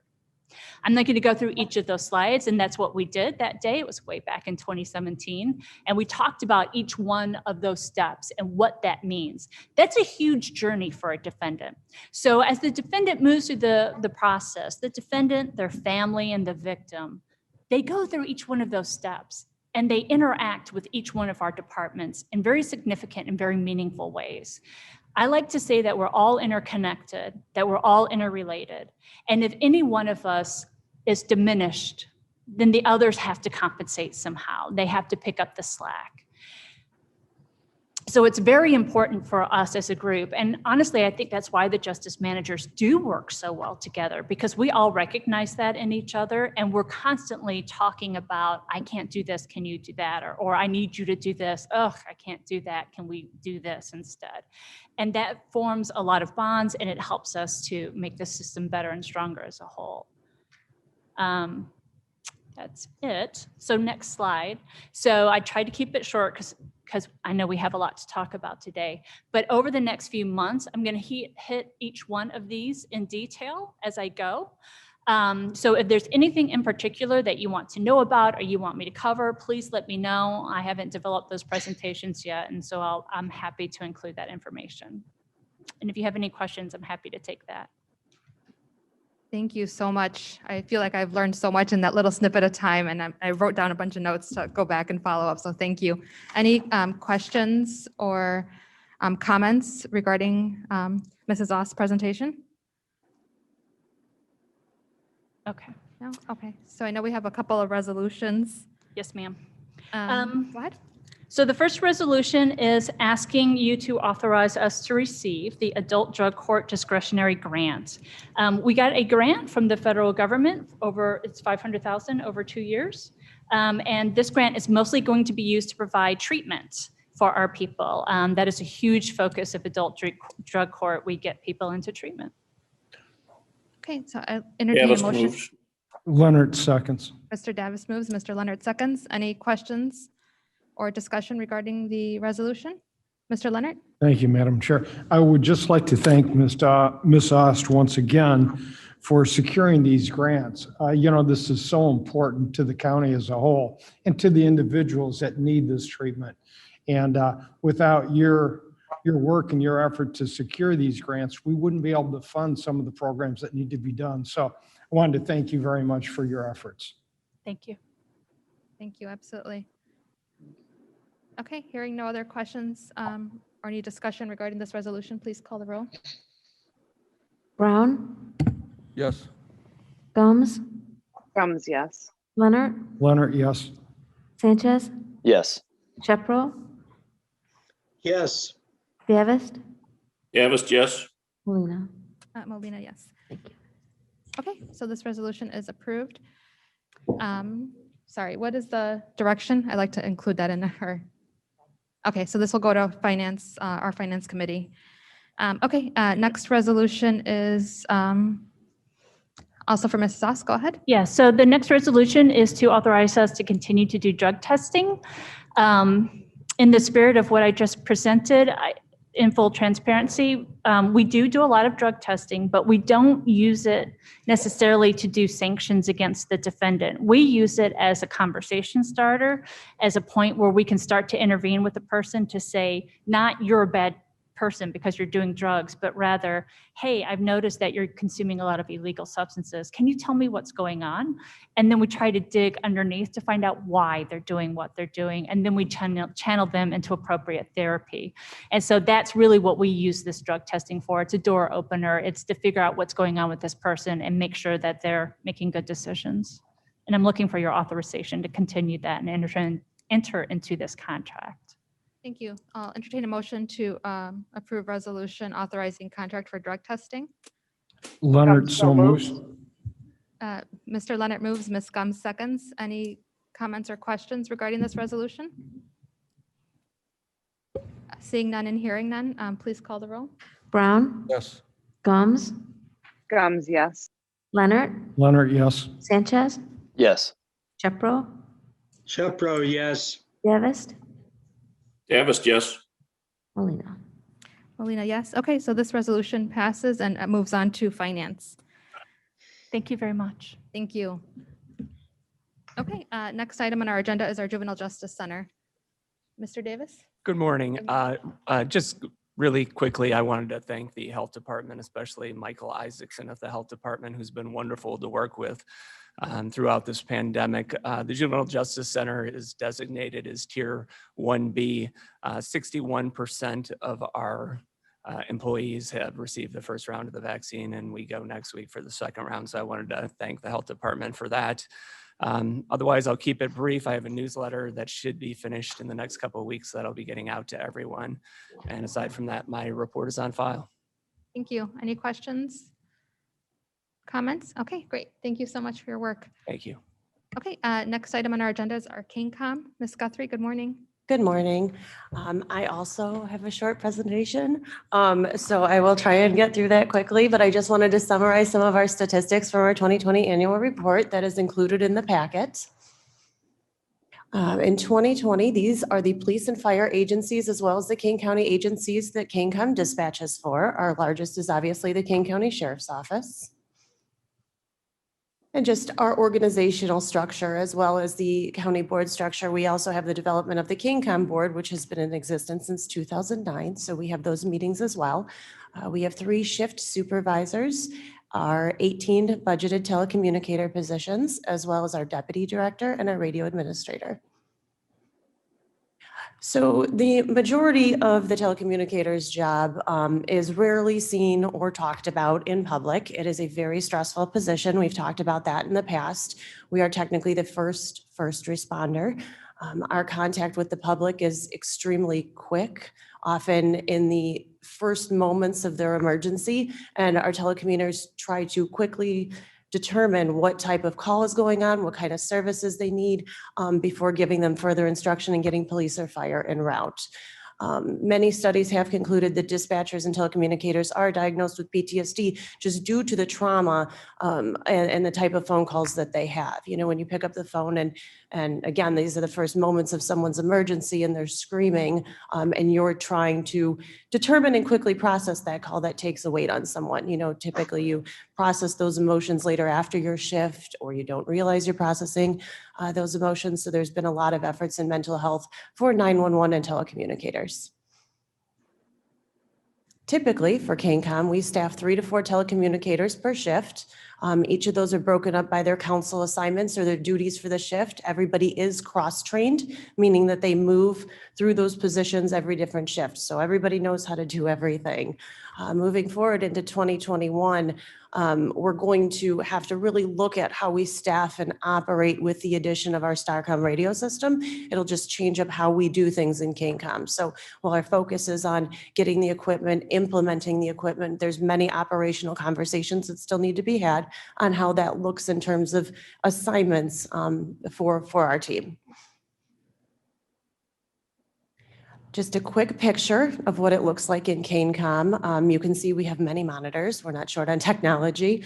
That large screen that you see to the bottom left, that is our radio channel. It is a large 27-inch touch screen. It has all of our radio channels on it. So as operators process 911 calls and type into the, I don't have a pointer, so I'm just gonna use my finger here, type into the 5 CAD screens or computer-aided dispatch screens you see there, they are also using their other arm to press the radio channels that they need to talk on. So multitasking is absolutely required, and you know, dispatchers are a pro at it. Just another shot of the room. So a quick note about our statistics in 2020. It is very interesting. We'll see in a different slide that while our calls for service, so our calls for service in general for our police and fire agencies saw a decrease in 2020, our phone calls were almost up over like close to 10,000 in 2020. So calls for service could be police initiated activities such as traffic stops or going out and talking with different subjects, going out investigating different suspicious vehicles. That saw a decrease, but for our operators in the workload, we actually saw an increase. And it could be, you know, I've talked before that we are the after hours answering point for the health department. So, you know, when it hits 5 p.m., the calls just ring directly to us. There's a lot of questions from citizens in terms of vaccinations and otherwise, but we saw a substantial increase in 2020. That is just a quick snapshot of our police activity, again, on the decline for 2020, mostly related to officer-initiated activity. And then fire did see a slight increase. I wouldn't say it was directly related to COVID-related calls, as we did screen all of our callers to ask about COVID-related symptoms. We didn't really see an increase of ambulance-related calls because of COVID. They just saw an increase as a whole, probably because everybody was at home. I'm not sure. It's just a quick snapshot on our 5-year trends that we monitor closely. As you can see, that decrease in 2020, but I anticipate we're back on track and should have some better reflective numbers of officer-initiated activity in 2021. So COVID-19 in 2020, this was a huge focus for us. It was, our telecommunicators do not have the option to work from home. So we had to quickly put in place, how can we keep our team safe? As you can see, those stations that we just had a picture of, we have 6 to 8 of those in the communication center, and we're all working together 24/7, 365. So we put a number of measures in place on how to keep our team safe. We're thrilled to be part of the process in 1B, where we are going through vaccinations right now. That will also help. For the most part, our team has stayed healthy through the pandemic. We also continue to screen callers, provide updates to first responders, and just keep everybody as safe as we can. Our next slide. So communications in COVID-19 was a challenge for us. We've talked about that as through extent in 2020. The challenge of trying to provide patient information over an unencrypted radio channel without identifying, caller personal information has been a very big challenge. With the addition of our Starcom equipment, as you can see, delivered there and unloaded by our team, with the addition of that, we will not have to worry about disseminating patient information related to COVID or other type illnesses or precautions over the radio system. So we are working to implement that now. Also, our focus, we continue with next generation 911. So the 911 system was based on our old analog landline type technology. So if someone calls from a landline, we know exactly where they are. We know what department is supposed to respond for their emergency. And with cell phone technology, 911 is pretty antiquated and catching up. When Facebook and Uber know where you're located, but 911 does not, that's confusing to the public. And it's a lot of stress on our team. We may have a general location from a cell phone caller on where they're located, but it's that precise location that we need. We have a couple external applications that we use to get that more precise technology, but right now the state and the 911 phone systems are catching up on how to provide that within one application. So we did get a grant in 2019 that moved into 2020 to upgrade our phone system to be next gen 911 ready. And then in 2020, we received another grant to make sure our recorder system is next gen 911 ready. So not only will we get the benefit of knowing more precise location data within the phone system, but when the state is ready to communicate pictures or video or text, we will have that within the phone system ready. So we are prepared for that. Just a quick summary of the hard work that our telecommunicators do every day. We have the blue line, which is our police agencies, and the red line, which is our fire agencies. And our team is the glue that holds that all together. And that's all I have this morning. Thank you so much for everything. Any questions or comments for Ms. Guthrie?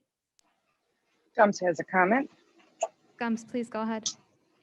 I want to thank you for this presentation. I retired from the Aurora Police Department as a 911 dispatcher after nearly 20 years. This is a extremely passionate issue for me personally, bringing to the forefront the PTSD, staffing issues, and the work that each dispatcher does is often, if not always, overlooked.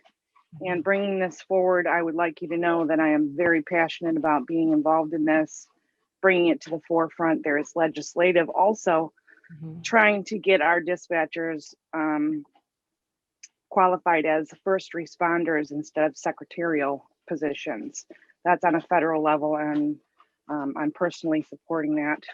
But I just wanted to thank you for this presentation, and it has brought me new motivation. Thank you very much, and thank you for your support.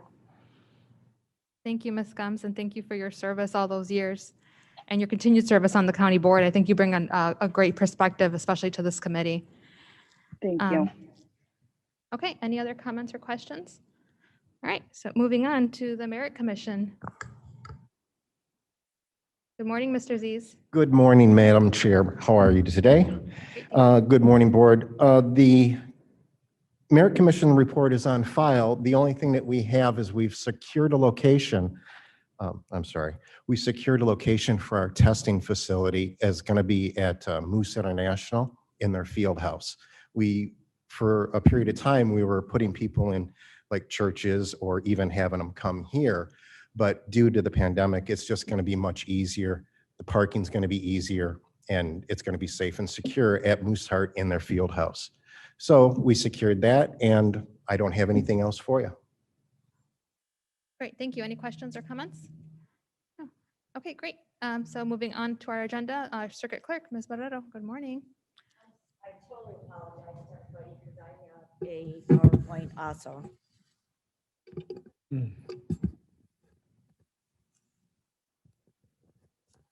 It's not as snazzy as some people, but it basically, and it's a security event.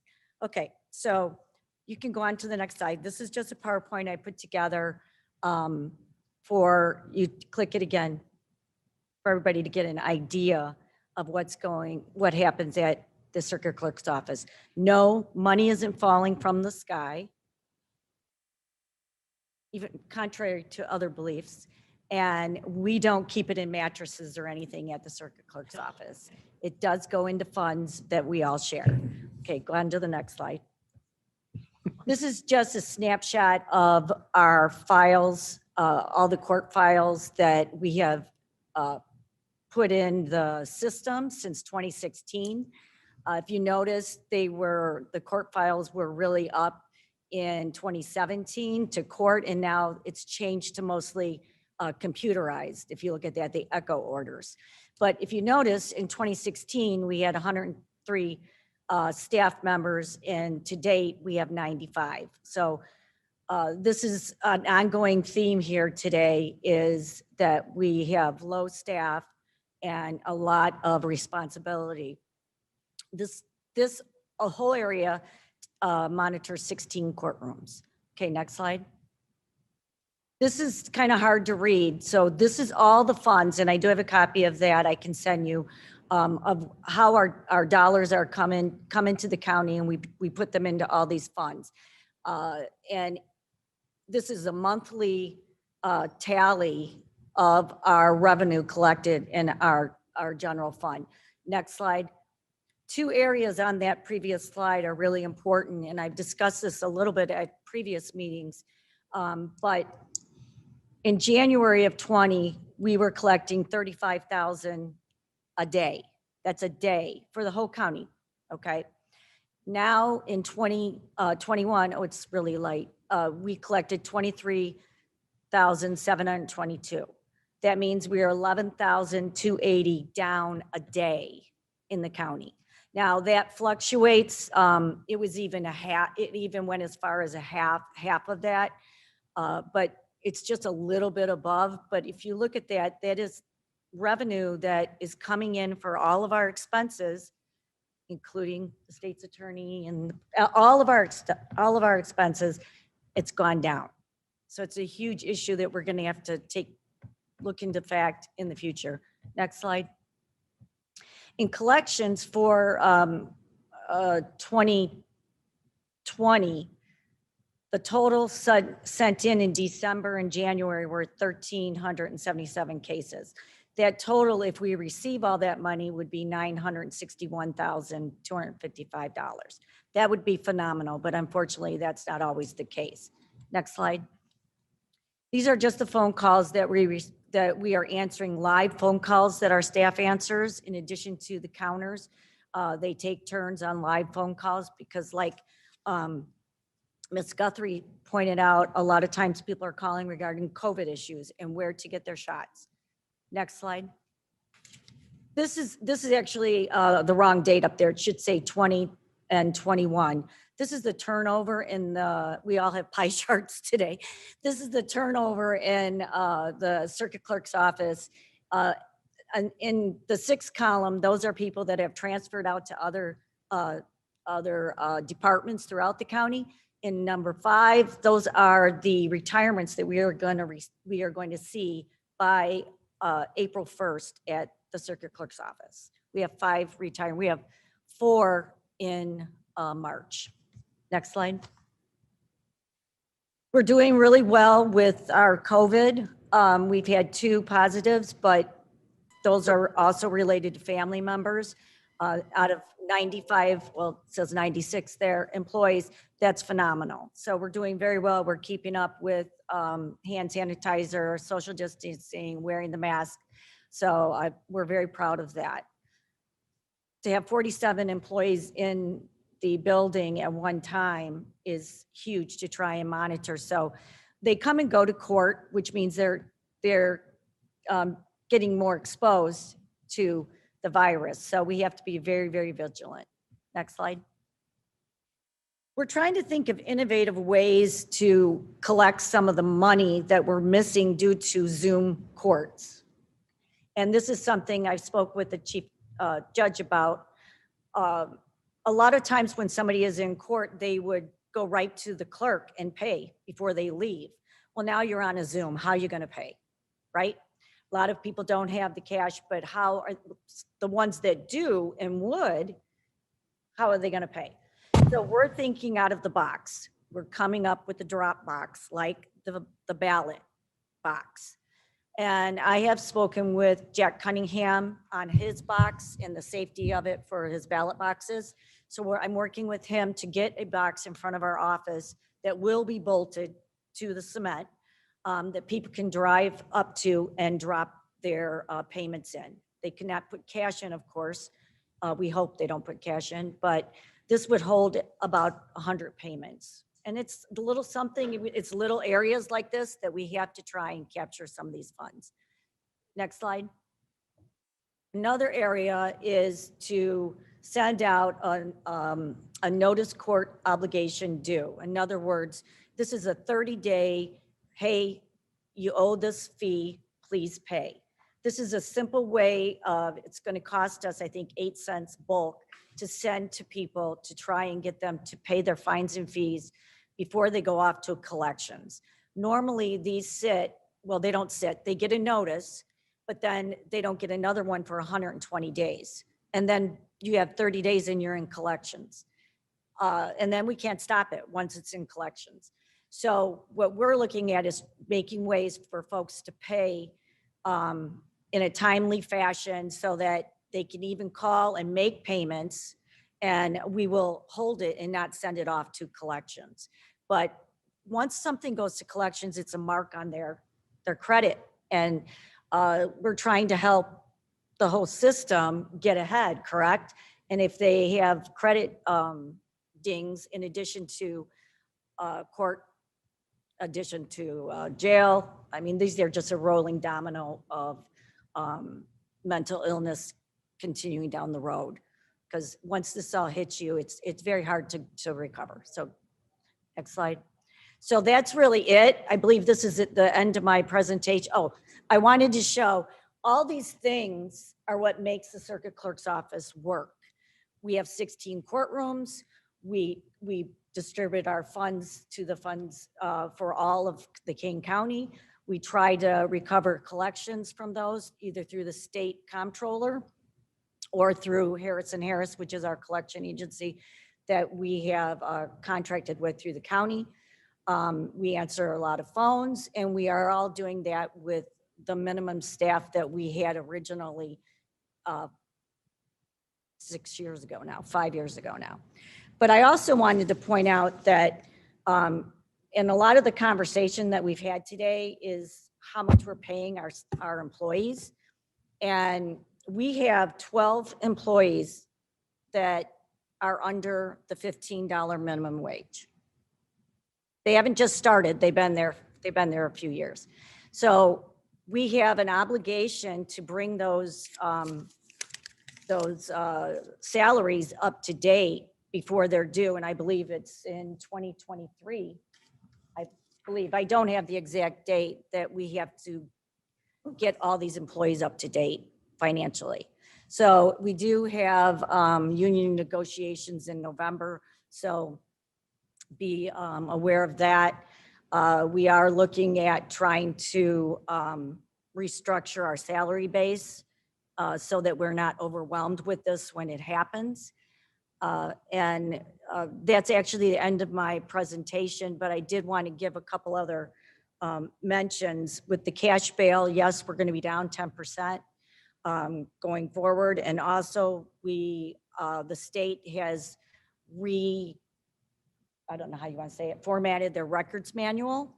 So we are doing a lot of computer work to get our records manual updated. That's not due till 2022, but we still have to have it all in the computer all ready for this hope for all of us here going forward. So Monica Lawrence, my computer genius, has been working very hard on that. We're also working on the expungements and the list of those that were possibly eligible for expungements due to the Cannabis Act, or however that's called. But I believe there was approximately 3,500 on the list, give or take, of individuals that have a possibility of having it expunged due to the Cannabis Act. Now, that's a possibility. That doesn't mean, we have to go through their record and see what else is on there, but there was 3,500 names on there. Then we also have to look at, going down the road, is evictions. And the evictions that we're going to see are going to be a tidal wave like the foreclosures that we saw in 2016, 2017. So we have to, I know this is like a lot of information for everybody, but like the chief judge said, the state's attorney said, and Ms. Guthrie said, we are all working together, and Lisa, to come up with some ideas, because these are all things that we all have to work with. But unfortunately, the circuit clerk's office has always kind of been the back hub of what's actually happening, and we're the ones with all the records. So we have to maintain what we have and go forward instead of backwards. And that's my initiative as a circuit clerk, is go forward instead of backwards. So that's all I have. I mean, I could talk probably for another hour or two, just ask anybody that knows me. But that's all I have. If you have any questions. Thank you. I have a quick question regarding the expungements. Are those automatic expungements, or do these people have to? No, they're not. They do have to fill out the information. So we're actually working on doing something that we're putting it forth. So she's identified the individuals, and it's from the state's attorney's office. We're going to put that forth.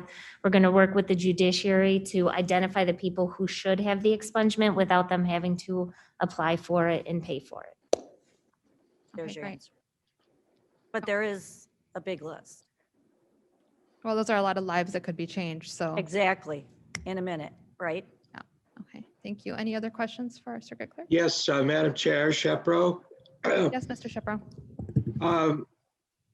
Teresa, I know that there is a moratorium on forcibles moving forward through the system. Is there also a moratorium on filing them, or they just filed and stayed? Do you mean for evictions? Or what do you mean? For Right. evictions? That, I don't even know. That would be the chief judge. So, Mr. Shepro, it has varied depending on when Governor Pritzker and the different stays that have come through. There are some filings that are occurring, but require the filer to indicate why they're going forward. There are some exceptions to the stay. And so in general, though, you're not having mass filings. They are being held off until the eviction moratorium ends. So we don't have all the filings. It'll be a wave of filings once that moratorium ends. Thank you. And we I'm kind of caught in this mask. And we are actually working on that with the foreclosure mediation program. They are kind of switching gears and becoming the eviction mediation program. So we do have a team in place, or I shouldn't say I have a team in place. There is a team in place with the justice managers and stakeholders to address this when it happens.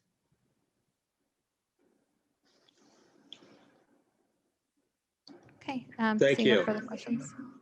Okay, thank you. Okay, so next item on our agenda is our public defender. Ms. Conant, good morning. Thank you. Good morning.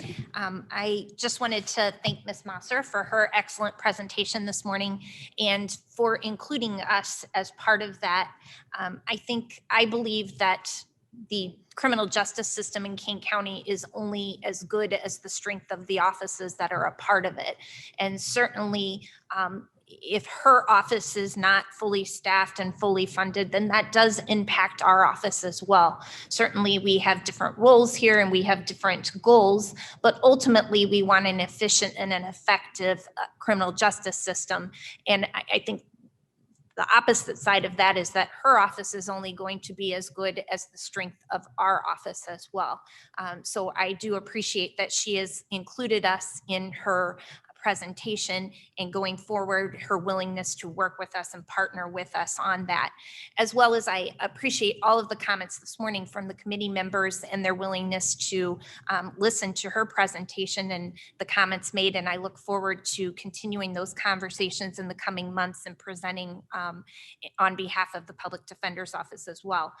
A couple of things that one thing that I really appreciate from her from Ms. Mosser's program is her proactive approach to the criminal justice system. She commented in regards to issues that come forward with people that become a part of the system. And I can tell you from the other side, in daily speaking to people that are a part of the criminal justice system, certainly there are people that commit crime just to commit crime, unfortunately. But I would tell you that the vast majority of the people do have all of the things that Ms. Mosser indicated: addiction issues, mental health issues, and years of trauma in their life. So I do appreciate that aspect of her presentation and her desire to try to work on these issues from the beginning, before they've even made it into the system. In regards to our office for this month, our report is on file. I just would point out, which kind of dovetails on Ms. Mosser's report as well, for the month of January, abuse and neglect continues to be a very hot courtroom for our office as well. We were appointed on 20 cases in the month of January. That is doubled from last year at this time. So that does continue to be a courtroom that is very busy and very impacted by COVID and the changes in the Department of Children and Family Services. So thank you. Thank you. Any questions, comments? Okay. Our next item on the agenda is our coroner's report. Mr. Russell, good morning. Good morning, everyone. This is my first meeting that I've done with Zoom for this committee, but it's definitely running well. And I just really want to thank Roger and Blair, for making this happen. It's a great blessing to be able to do this. I wasn't feeling that great this morning, so I thought, well, do I really want to subject people to my flu or whatever it is I might be having? So having this option is really a great thing. So the first thing I wanted to say is that I am fully vaccinated. I was able to get that done last Friday. Had very little mild, if any, reactions to that. So hopefully other people will see that and get vaccinated. So I think it's going to help us move forward as not only as a county, but as a state and a nation, the more people that we can get vaccinated. So I wanted to go over some of the stats. Obviously, they're included with your packet. As you can see, our death rate continues to climb. We are basically almost 100, 96 or so up, 97 from last year at this time. And one of the biggest, I'll do the presentation in a second, but one of the biggest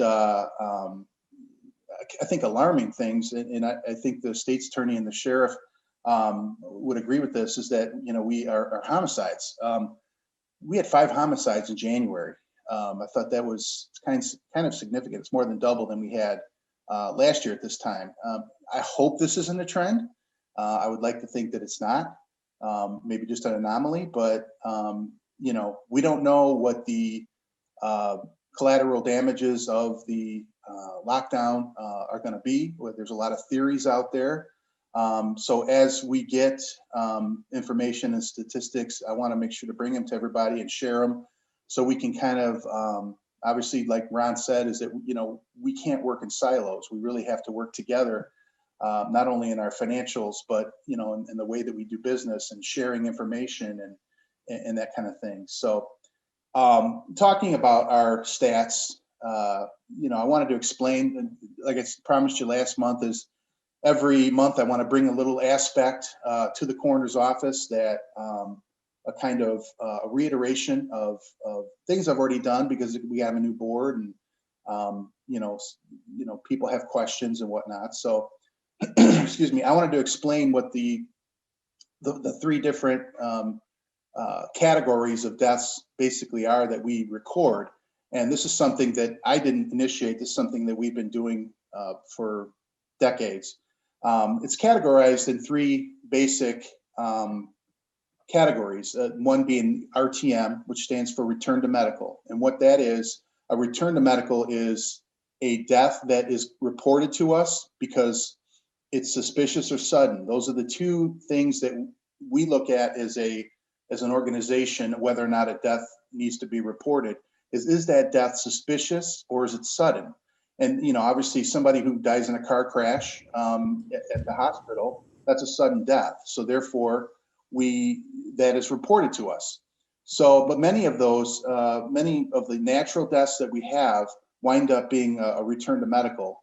A car crash is not going to be a return to medical. It's going to be fully investigated. But somebody who passes away in their home, for instance, is, say, 60 years old, and due to the fact that they were found home suddenly, and that could be suspicious, it might not be, but we get it and we investigate it, and we find out that the person has been under a direct supervision of a doctor for a number of years. We call that doctor, we tell them the circumstances and that we found a person passed away, and then that doctor kind of makes a decision whether or not he or she feels that he or she can sign that death out. And if they feel that they have enough medical history to do that, we allow them to do that, because we think that that's a way for them to continue the medical service that they have provided to their person for so many years. Now that's the way for them to finish that, and they go ahead and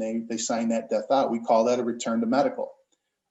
Those are very, very typical, short and small investigations, and by far the most amount of investigations that we have. But there still is a element of investigation that has to occur, whether it be 5 minutes or whether it be 5 months, because sometimes we have return to medicals that we can't find next of kin with, and we work and try to find next of kin, and that decedent is in our building for long periods of time until we can find a next of kin.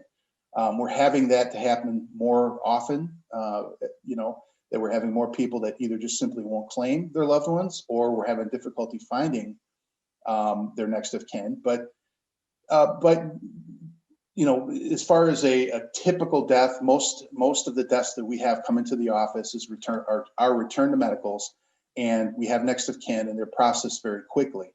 So we have an RTM. The second one is called a sign out. A sign out, or SO, as you see on the sheet. A sign out is basically the same as an RTM in a sense that there may be an element of suspiciousness, but we have to do sometimes a little investigation. But then the doctor says, you know what, I don't feel comfortable signing this death certificate. So then we go ahead, we gain medical records, we sign that out. That's why it's called a sign out. So we do it under my authority, because there's only 2 people in the state of Illinois who can actually sign a death certificate, and that is a doctor or a coroner. So that's where you get the SOs. Now, the last category is called SOUs, or sign out unnatural. Those are the ones that typically require a significant amount of investigation. That's going to be your homicides. It's going to be your car crashes. It's going to be possible some falls, people fall at home, that kind of thing. They're going to require much of the time, it's going to require an autopsy, some toxicology, that kind of thing. Another category that we've looked at and we used in the past is an inquest. Now, for those of you who don't know, I've had several reporters ask me, well, why don't you do inquests anymore? And the reason is because in 2006, the state legislature listened to the Coroners Association and said, you know what?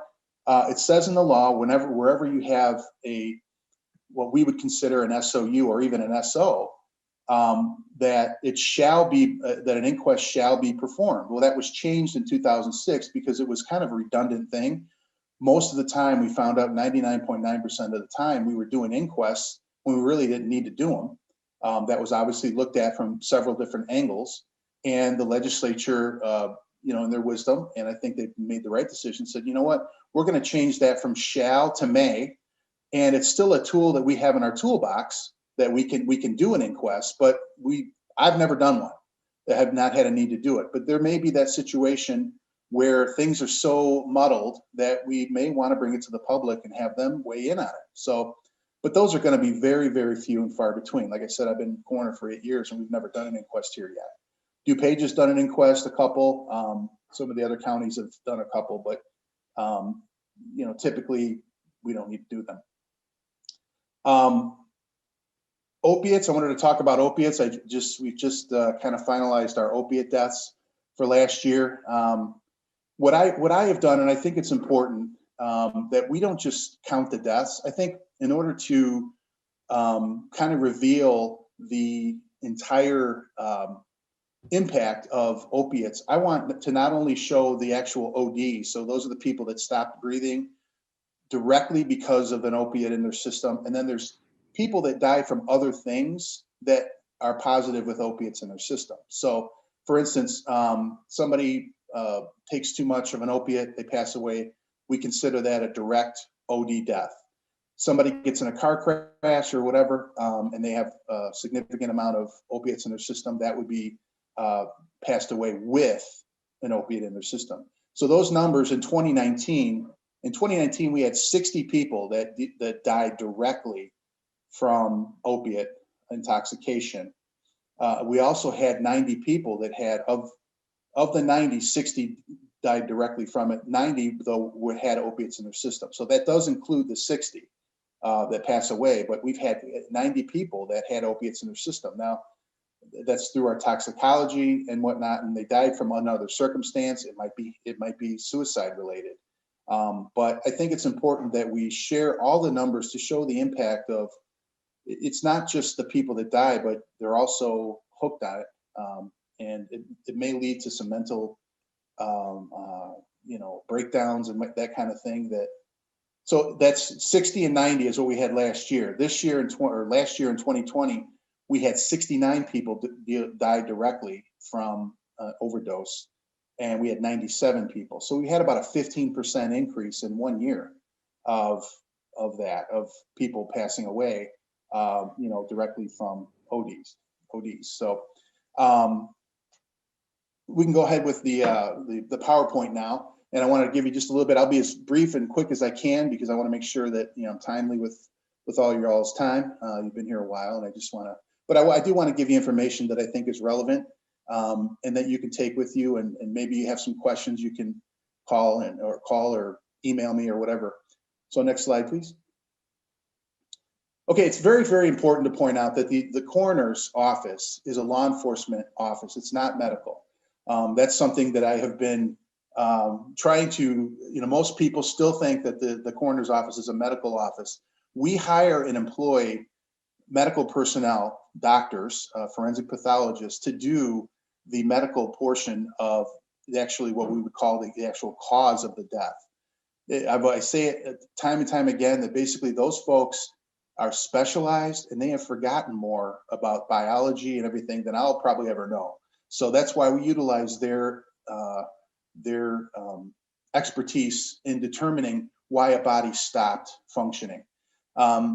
We really only need to have rudimentary training in medical terminology in order to do our investigations properly. But we really do need in-depth training in investigations, which is why the Illinois categorizes coroners as a law enforcement office.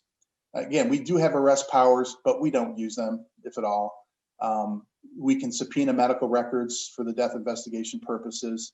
A lot of people don't realize HIPAA does not apply when someone is dead for a coroner's office. If we're calling and the doctor says, well, we can't share that information with you, we have a statute that we fax to them to show them that, you know, it doesn't apply if there's a decedent involved.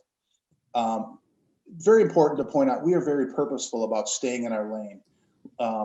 Not in a silo fashion, but more of in a complementary or collaborative sense. You know, we want to make sure that our functions bend well with all the other functions of the judiciary.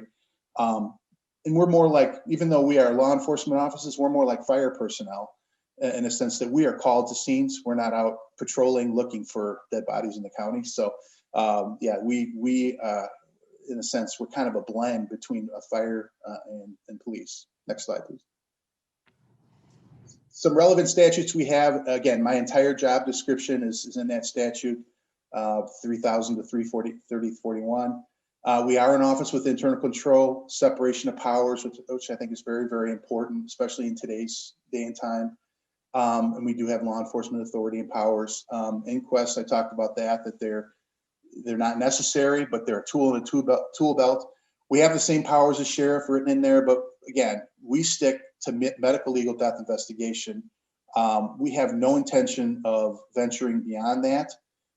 Some counties downstate, you know, are kind of not as staffed well law enforcement wise. So sometimes the coroners step up and do certain law enforcement, but here in King County, we've got great law enforcement. We got a great sheriff. We got great, you know, I mean, we're there in case they need us, but we're not going to venture there until asked because we have enough to do. Let's put it that way. Next, please. Some other relevant statutes. What our primary role is basically in the 3-3013.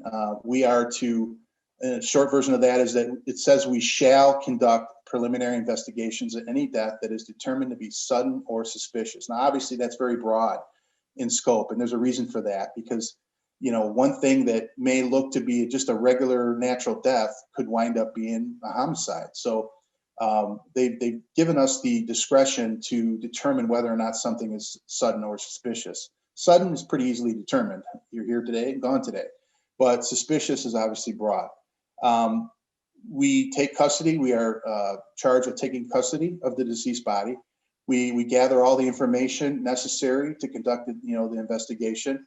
And if it's necessary, we transport that body from the scene and order additional tests, including an autopsy. Again, our objective is to determine the cause and manner of death. That is our investigatory, I think it's a hard word to say. Investigatory, oh boy, I need more coffee. Investigatory cause and manner of death is really what we're looking for. Our job is not to determine if a crime occurred. You know, we have the police agencies and state's attorney's job to do that.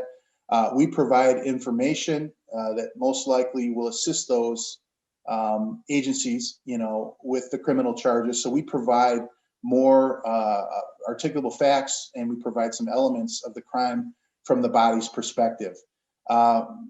You know, we are also cognizant, though, that the results of our investigation may be used in civil court and can be used in a civil nature. That's why it's so very, very important that we do good reports, we do full investigations, and cover our bases on the front end rather than trying to, you know, fix stuff, you know, after the investigation is over. A cause of death can be determined by medical records, which should be us, an autopsy by the forensic pathologist or the decedent's primary physician, if no autopsy is needed. Manner is determined by the coroner. And again, there's 5 manners: natural, accidental, suicide, homicide, and undetermined. Next slide, please. We just ask that all collaborate agencies, don't touch or move the body for obvious reasons. Our jurisdiction, is the decedent and his or her immediate property. There's something called trace evidence that can happen and can be on a body that we would need to be cognizant of. And if people are touching the body, all of a sudden, Officer John Doe becomes a suspect in a murder because his trace evidence is on the body. Then we find out, guess what? He touched the body when he shouldn't have. We take decedent's medications. Now I'm talking about actual prescribed medications, not illegal drugs. We don't take the illegal drugs. That's the job of the police. We follow something called Lockwood's exchange principle. What that is that he was a French scientist who basically said that, when you go into a scene, you either bring stuff out with you or you bring stuff in. So because of that, it's very, very important that we maintain a good, clean environment around the body to make sure. That's why we don't stamp into, the police's crime scenes, because we don't want to bring anything into the crime scene and throw the investigation off. We follow international standards of operation. That's what we call accreditation. So we just don't wing it. We have actual standards that we follow that have been, tried, true, and work. So yeah, we're very. I like to consider us a very professional office that follows professional standards. Next slide, please. We also have a suspicious death and homicide protocol. The best way to handle any big situation is to think about who is in control and whatnot, before before the incident occurs. So we have a suspicious death and homicide protocol.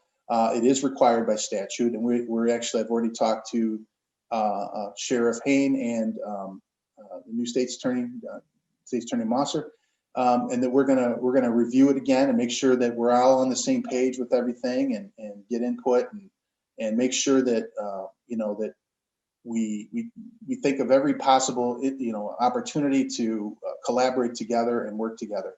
Next. Scene discipline, who's in charge? That's always a big question. And it's to simplify it. If the scene is hazardous with like spills or electric wires or stuff like that, with an exception being an active shooter, it's typically a fire agency is going to be in control of that scene until that scene is safe. Again, if there's a suspected crime, obviously whatever the police agency is and the state's attorney would be in charge of the jurisdiction of the crime scene. That is except for the dead body. The dead body is solely our jurisdiction. And the coroner, it's been shown in a state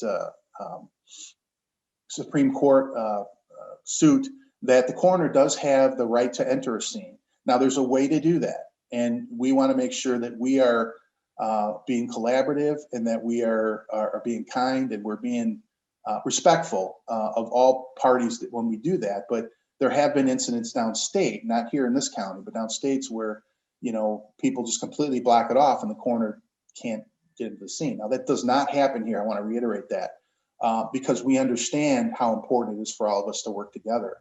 And by law, we are to have access to the scene to do our thing, but we do it in a way that is collaborative and so that we're not stepping on each other's toes and getting in each other's way, because we all have the same outcome. We all want the same outcome.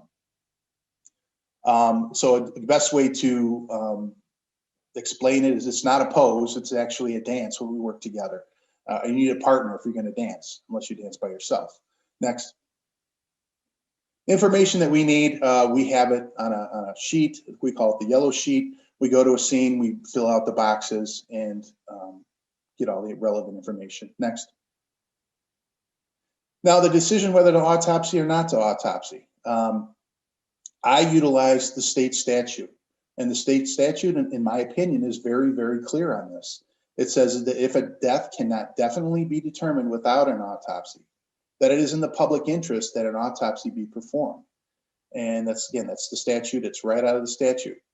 That has been, and it always will be, the threshold in whether or not to determine if an autopsy is necessary. The bottom line is, if we don't need one, we don't do one. But if we need one, we do one. We do them. There are also state guidelines with types of incidents that would require There's also national guidelines, and again, that's through accreditation.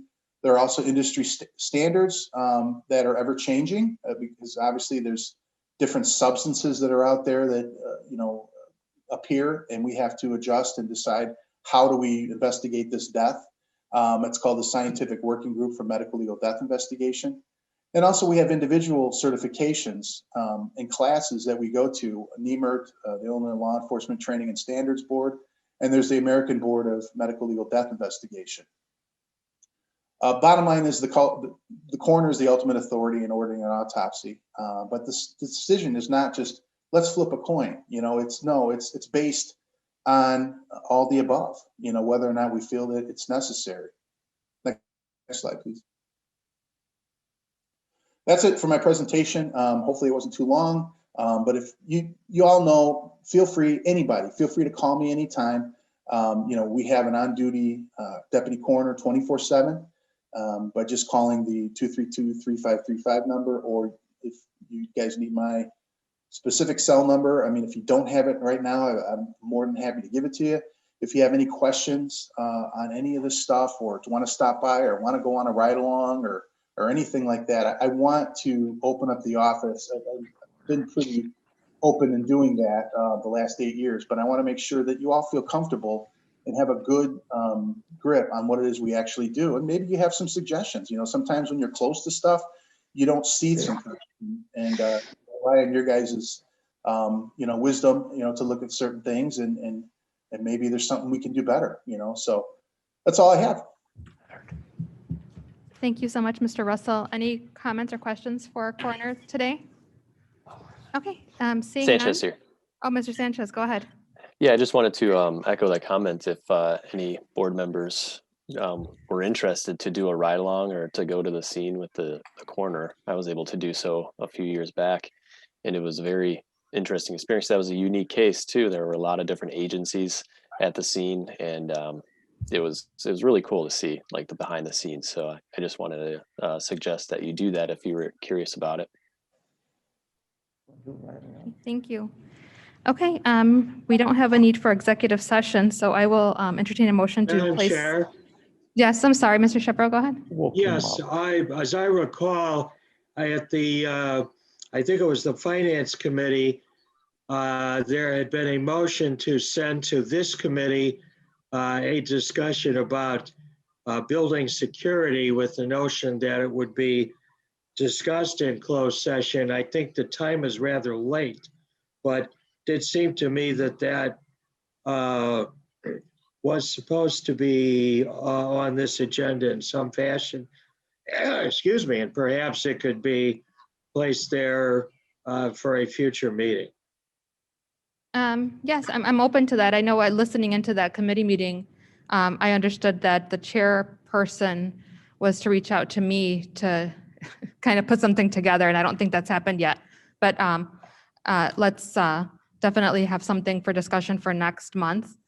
And then with that included, please know that this meeting, because of the amount of partners we have, will go longer than most other committee meetings. So when you're on your agenda and you're putting down the committees, please expect to be here probably till at least 11 or 11:30, because there is a lot of important work being done out of our committee. So that's for all our county board members. Okay, so I'll move to place the reports on file. Thank you.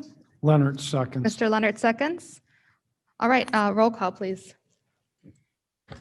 Brown, Yes. Gums, Yes. Leonard, Leonard, yes. Sanchez, Yes. Shepro, Shepro, yes. Davis, Davis, yes. Molina. Yes. Okay, great. So I'd like to entertain a motion to adjourn. Sanchez moves. Davis, Shepro, second. Mr. Sanchez moves, Mr. Davis seconds. All those in favor? Aye. Aye. Those opposed?